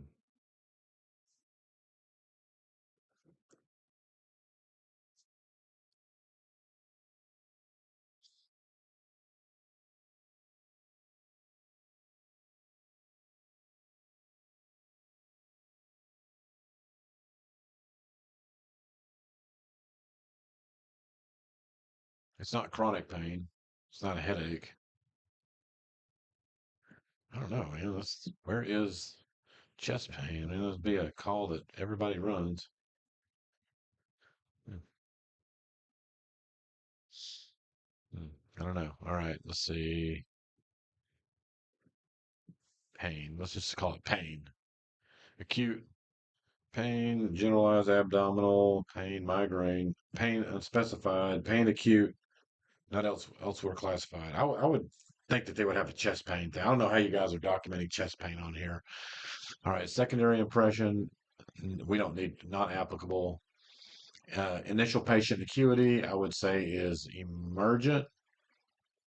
I would call this a routine call. Personally, for the most part, we're supposed to think that almost all of your chest pain calls are cardiac, but the statistics just don't end up with that. I would call this a routine call. Okay. Cardiac arrest? No. What's the likelihood that the patient will go into cardiac arrest? Very low. I mean, honestly, like you were supposed to be scared that that was going to happen. I'm just going to tell you, man, experience dictates otherwise. Um, the reality of it is that like people generally, these are fairly stable patients. You'd rarely, if ever, see them go into cardiac arrest. It almost never happens. So, possible injury is no. Is it a stroke? No. All right, next. Is it a STEMI? Yeah, we're going to say you will do a 12 lead. Is it probable? This is going to be up for, let's say yes. Okay. Next, pregnancy, no. Vital signs. All right, so we'll go with a full set. Thanks to Thomas, he says that you got to have one. We don't know, well, like unable to complete. Okay, we don't know because you don't know how to interpret an EKG at the AEMT level. Okay, so you guys are going to do a 12 lead. Okay. Method is computer interpretation. Method of blood pressure is going to be manual. I think you should take a manual blood pressure on every patient at least once. Just my 2 cents for you. I know you guys have access to non-invasive blood pressure monitoring devices and things like that, and I think that's great. I applaud you for that, but if you don't take one on all your patients, that could be a problem. I would be unlikely to support that you just turn the machine on. So anyway, I'm going to say that this patient has a blood pressure of 150 over 100. Okay. Heart rate was 80. Method of heart rate measurement is auscultated. I mean, is it palpated? Pulse oximetry is 98% on room air. Therefore, he doesn't need oxygen. No need to give him oxygen. Pulse rhythm is regular. Respiratory rate is 20. Respiratory effort is normal. We did not do end-tidal CO2 or carbon monoxide. There was no reason to do a blood sugar. Now, us three, you're in Macon. I think you should probably do a blood sugar on every freaking body down there. Everybody's a fucking diabetic. But in Atlanta, it's a little different. You know, um, blood glucose level is, well, we didn't even take it. All right, GCS. We open the eyes. Their patient is oriented. Okay. Initial GCS has legitimate values without interpretation, without intervention, such as intubation or sedation. The patient is alert. Okay. And of course, the times are going to be screwed up on this. Okay. Because like you see that we arrived at the patient, so we need to, this time needs to be somewhere. How about we make this 1503? Okay, let's do that. Change it to 1503. It makes this read a lot better.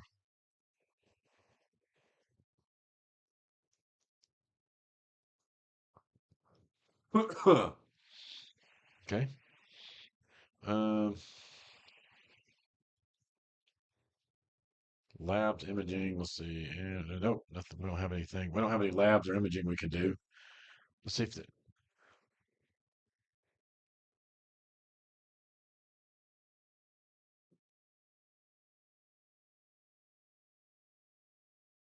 no.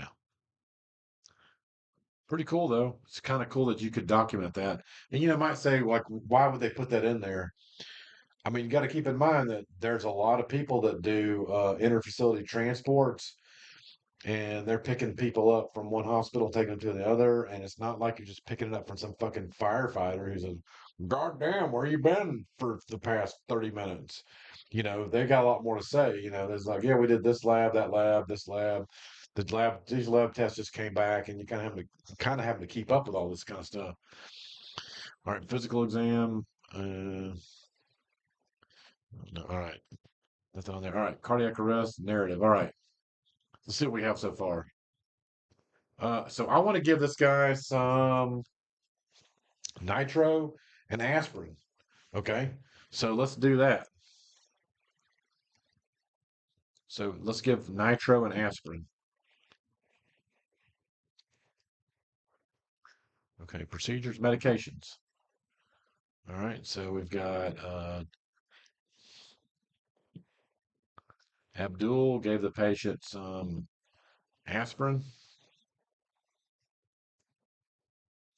Okay. Check. And he gave oral.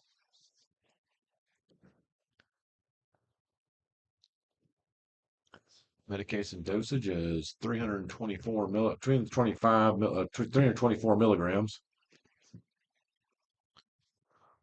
Huh? Unchanged, because aspirin does nothing. Aspirin does absolutely nothing for a person's pain, by the way. I don't know if you know that. So if you say, oh, I'm giving a patient aspirin for chest pain because it makes their pain better, I'm going to see. And if they get relief, if they don't get relief from aspirin, will I give them nitro? You're so wrong. This is stupidly wrong. You're stupidly wrong, because how long does it take aspirin to work? Well, since it's oral, it takes 30 minutes for it to do anything. But number two, that's not even the reason why we give aspirin. We give aspirin because it's a platelet anti-aggregate, meaning it keeps platelets from sticking together. So in this supposed environment of a myocardial infarction, we have a blood clot that has formed, and so what we are doing is we're giving blood is still flowing past this clot. We're trying to keep platelets from sticking to it,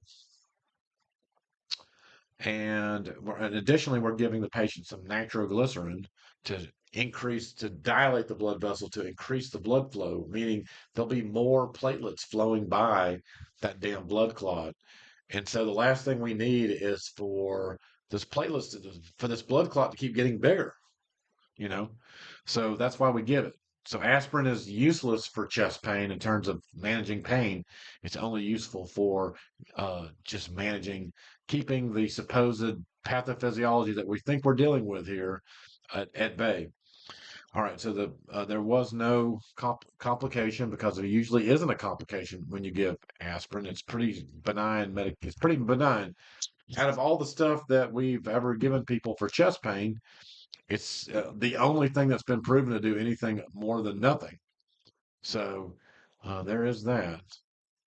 So we're going to change this time to 15:05. Okay.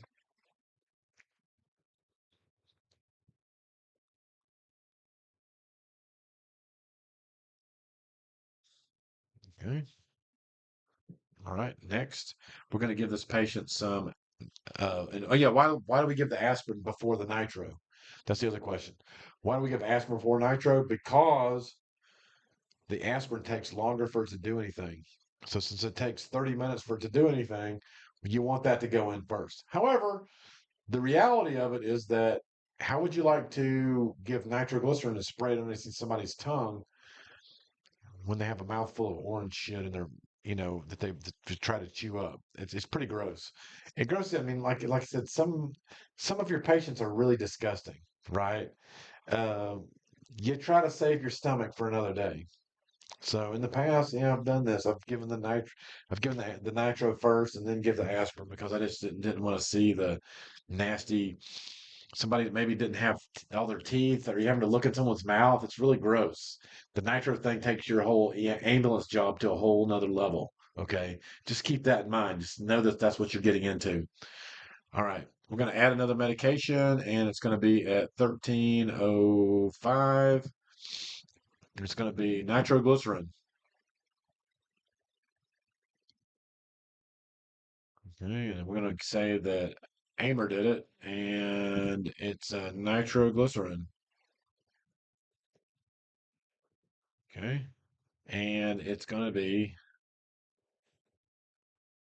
sublingual, and the dosage is going to be, in case you didn't know, it's 0.4 milligrams. Okay, 0.4 is the dose of nitroglycerin.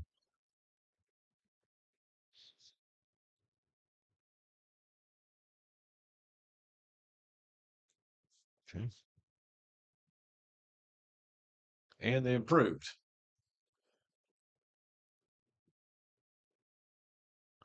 There was no medication complications noted. And this was through a protocol because nobody has a problem with you giving nitroglycerin to somebody with this. So we're going to have to run another a nitro. So let's run this next nitro at 1510. Okay.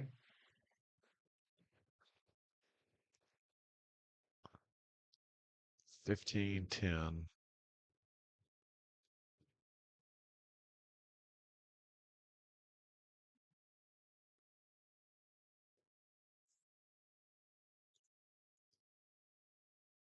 Yeah, back in the day when this thing first came out, it had all the stuff would just automatically populate, which is so much nicer. This is so fucking abusive. Um,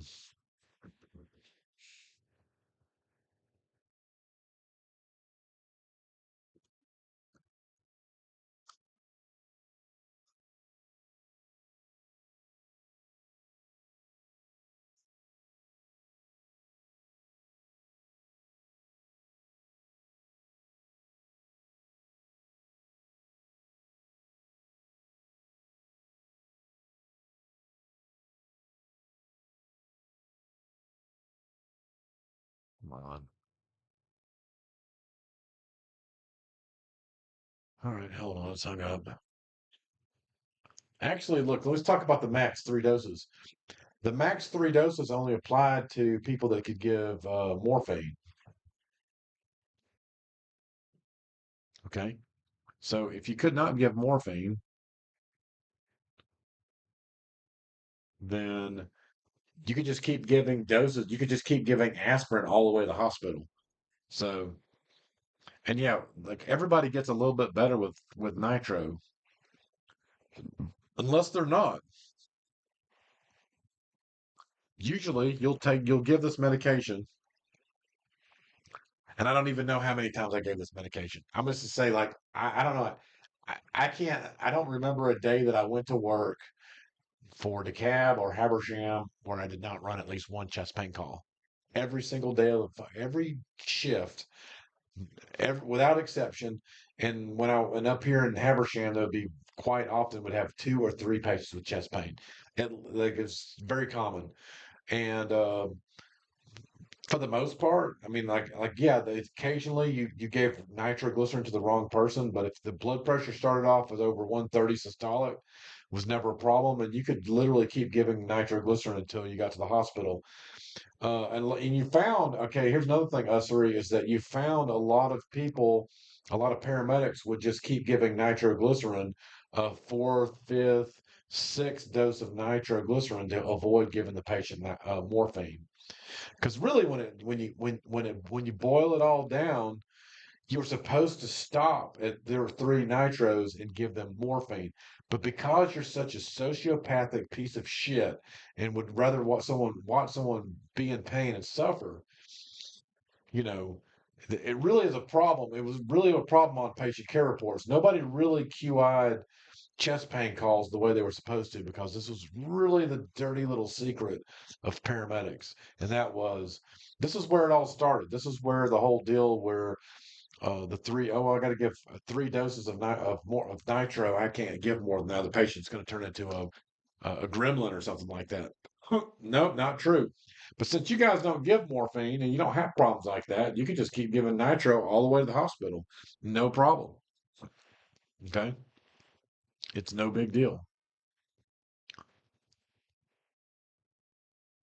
All right, there's 1510. Let's just add one more in here. Let's see. When do we get to the hospital?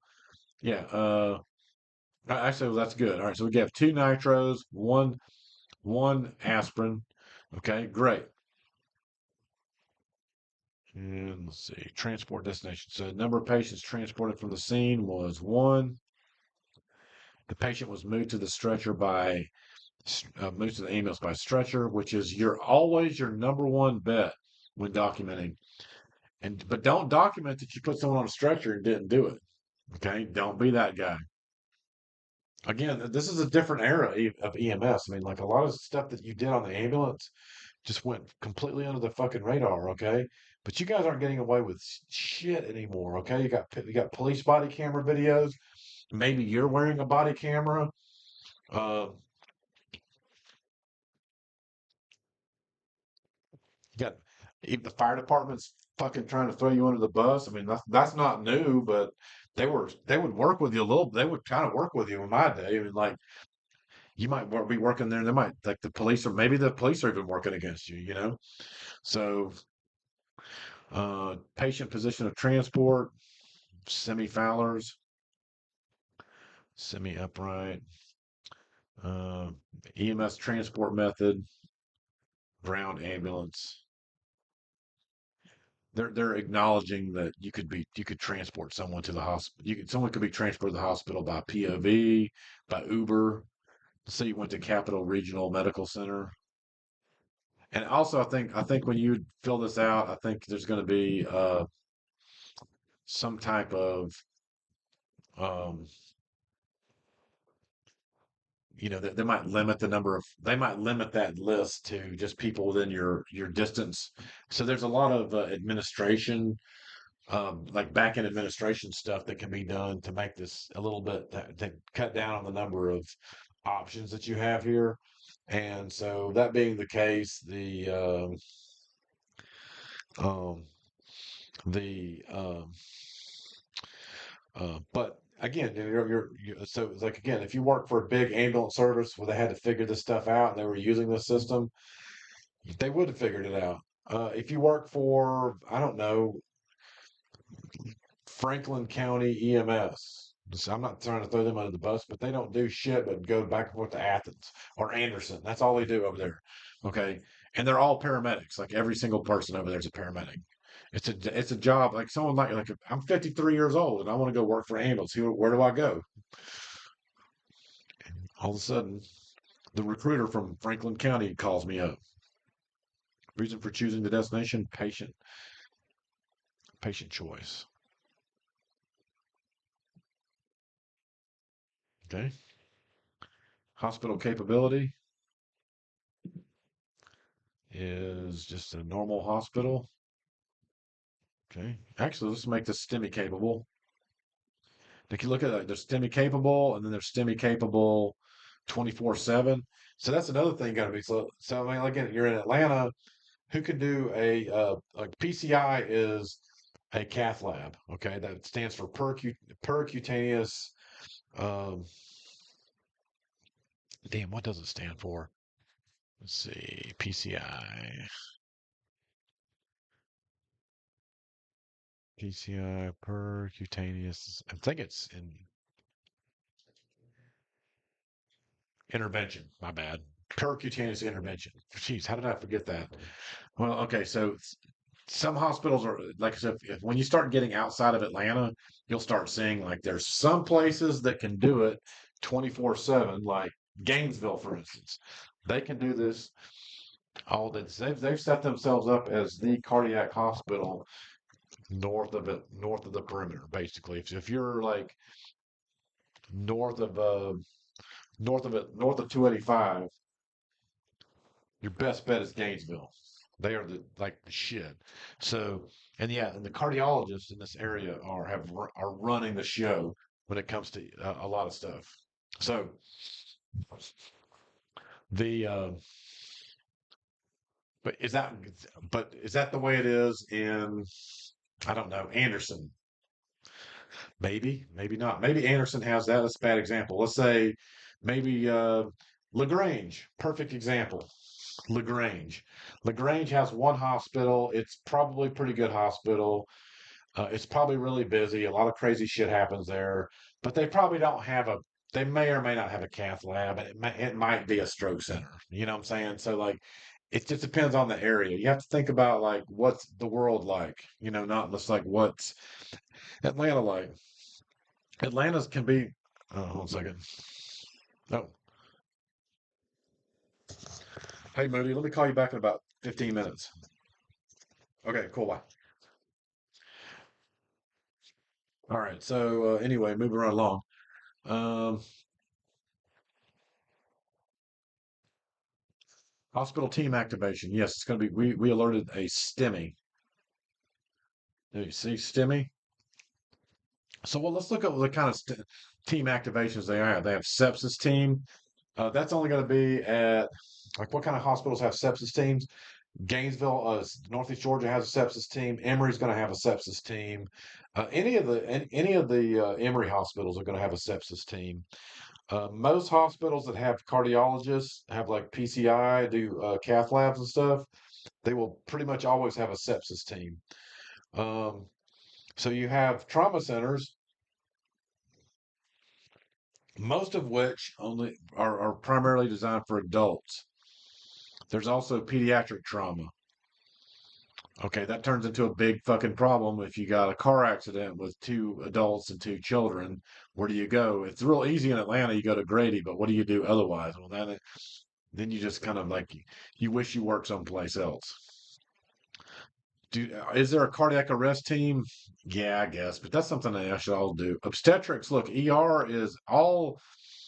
Um, you're going to the OB department at the hospital. I would not call that a pre-arrival alert or activation. You're just going. Instead of going to the ER, you're going to the obstetric department.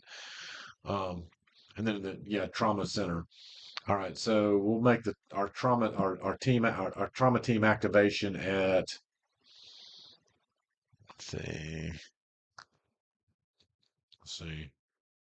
We'll just back up the number till the red goes away. How about that? Boom. There we go. Boom. That looks good. See? Okay. We don't care about all the billing information. That's somebody else's problem. Okay. So now we are down to. See, I think I had one more thing. Oh yeah. We transported non-emergent. Look, don't transport your chest pain patient lights and sirens. Don't do it.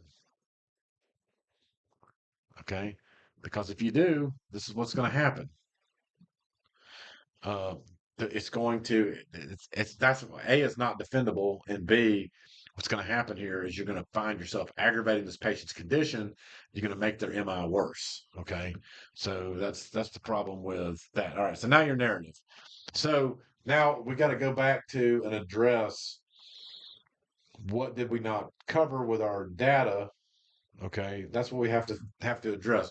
And look, the narrative is really more for your it's more for you in the event that you have to explain this call to people who are smarter and fucking more educated than you are later. And that's what's gonna happen. So you're gonna be having to deal with this. Maybe you were supposed to go to this hospital versus another hospital. and now this thing is sitting in front of some kind of committee, and they want to know why it didn't go here versus there. That's always a thing. Also, you could be having to deal with a doctor who, I mean, doctors are pretty cool for the most part. Um, when you're dealing with like a nurse or something, it comes down to like one detail, like, why didn't you do this? That's all we need to know. The doctor just wants a decent explanation. But if you're going to go to some kind of like some committee or something like that, they may have a list of questions that they want you to ask. Okay, who would be affected by this?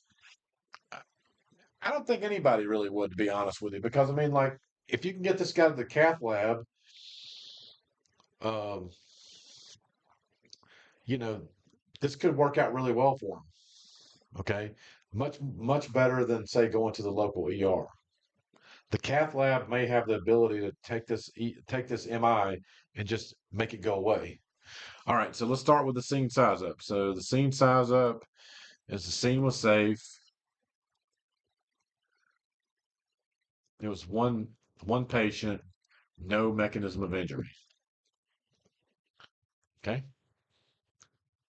It's pretty simple. We didn't really even need any additional resources. Primary survey. Patient was talking. Patient was alert. If so who do you need to define this to? Anybody that would ask, but your definition of alert is somebody that is talking to you.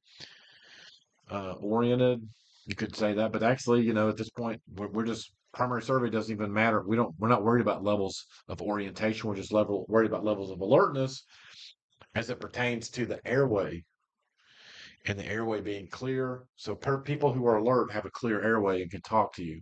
Okay, alert. Next, so the patient is a no respiratory distress. I always like to say speaking in complete sentences. Has radial pulse. See, it looks a lot like Craigslist, doesn't it? Wouldn't you say? Seems kind of Craiglisty to me. Focus history and physical exam. Look, we don't have to put in their history or medical. We don't have to put their history or their medications in there. That ship has sailed. We already put that information in there. Anytime you duplicate information in your narrative, you look like a fucking idiot. Okay? Just don't do it. Keep it simple. Focus history and physical exam. So this is really what we need to talk about is the conversation that we had with the patient. Okay? So patient complains of chest pain times 3 hours, described as dull sensation radiating radiating to left jaw. Okay. Anytime you have a complaint, you need to know what the patient didn't complain of. These are called pertinent negatives. Patient denies loss of consciousness, dizziness, profuse sweating. Okay. So all important deals. I mean, look, like profuse sweating. You guys work on an ambulance. When people are sweating profusely, is that a good sign? No, it's not. It's not a good sign. It means something bad is happening to somebody. Pay attention. Okay. Profuse sweating is a big deal. Okay. You should be paying attention to that. You should definitely look for when it is there or is not there. Okay. So, all right. So this looks pretty bad. All right. So then we did you could put like treatment, or how about we just actually, 12 lead. This goes in the same block. 12 lead. Um, Transmitted. You don't need to know. You don't know what it means. It's just a bunch of squiggly lines because you're just an AEMT, right? Or EMT or whatever. 12 lead transmitted to desk. That's who we're going to call. That's what we're going to call the guy that reads this at dispatch. We're going to say his position is desk. Okay. At desk, who advise the patient the patient needs to go to XYZ hospital cath lab. Okay, look, is it just because some fucking guy sits at a desk, looks at your 12 lead, and says, "Oh, well, he needs to go to the cath lab." Does that necessarily mean the patient's going to agree to it? Answer is no. They don't agree to it. Where do you like? You have to oblige the patient no matter what. If the patient says, I don't want to go to that hospital, I want to go to a different one or whatever." But anyway, in this case, the patient agreed with you. So it says the patient agreed. All right, so now we're going to XYZ hospital, whatever it was that we said that where we went to. I don't remember what it was. Okay. Um, so patient agreed. Patient was transported to XYZ cath lab.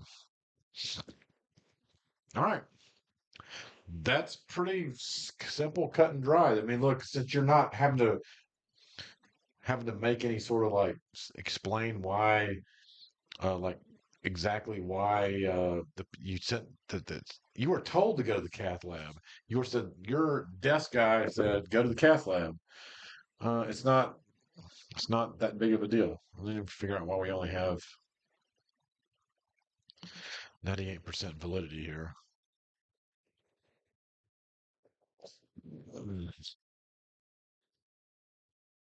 Oh, mileage. They'll put our miles.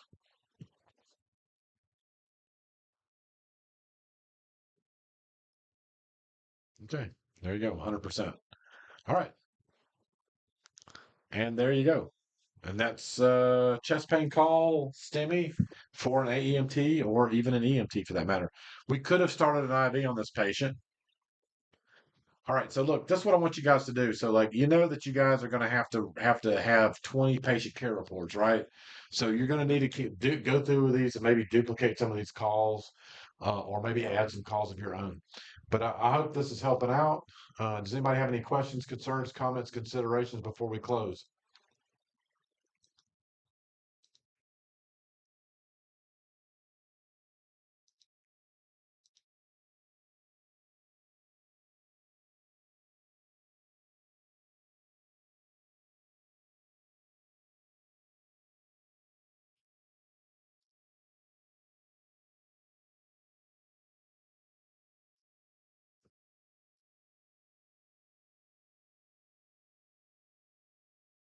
Anybody?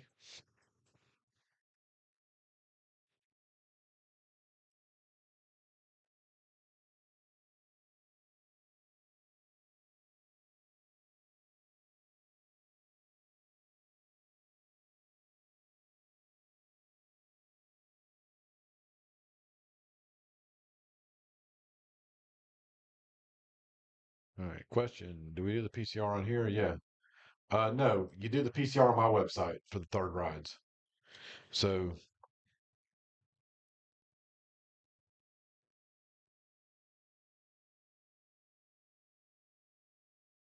can we make yes, please make up your own scenarios. Also, I'm doing this. I do this. I do this with my EMT. Actually, I do this with everybody now. I've actually found this was just a cool way to not go to Chambly, teach the class from my house, do what I would prefer to do, which is just kind of fuck off at my house and on the computer. Okay. So this has turned into a pretty good thing for me. So I'll probably, if you want to come back and do this with the EMTs, I got another class tomorrow at 3 p.m. same time. So it's just kind of turned into my thing.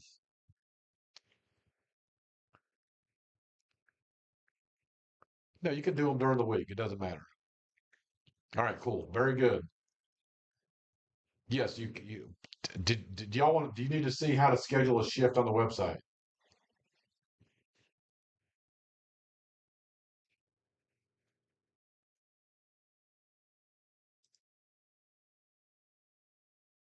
Happy to demonstrate that real quick. Real easy for me to demonstrate how to do it, how to sign up for a clinical.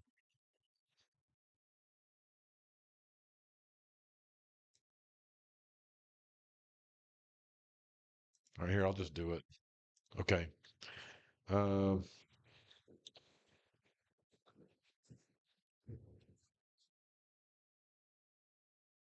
I'm going to use Stacy's account, okay? Okay, great.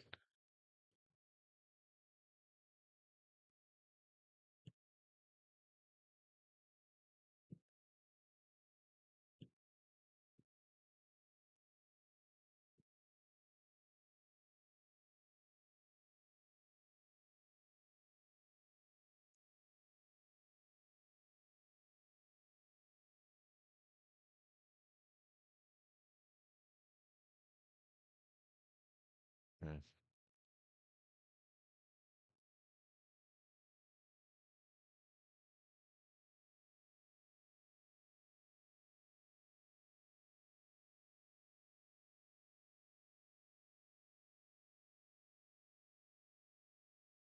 Okay, so this is Stacy's yeah. So basically what you're gonna do is go up here and sign up for clinical rotations. All right, so she signed up for AMR decab at night. Okay.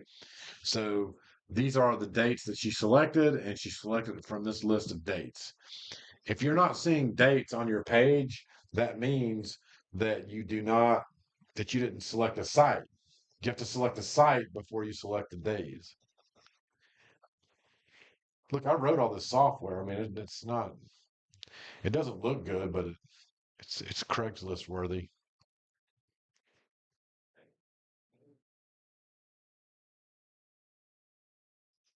So that's how you would sign up for it.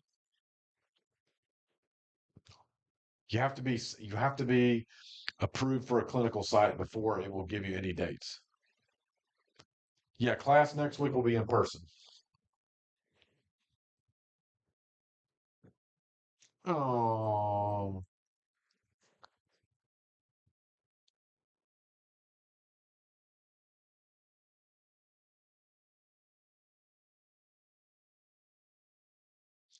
right. Well, if there's no more questions, this is all I have for tonight. I will see you guys next week in person in Chambly.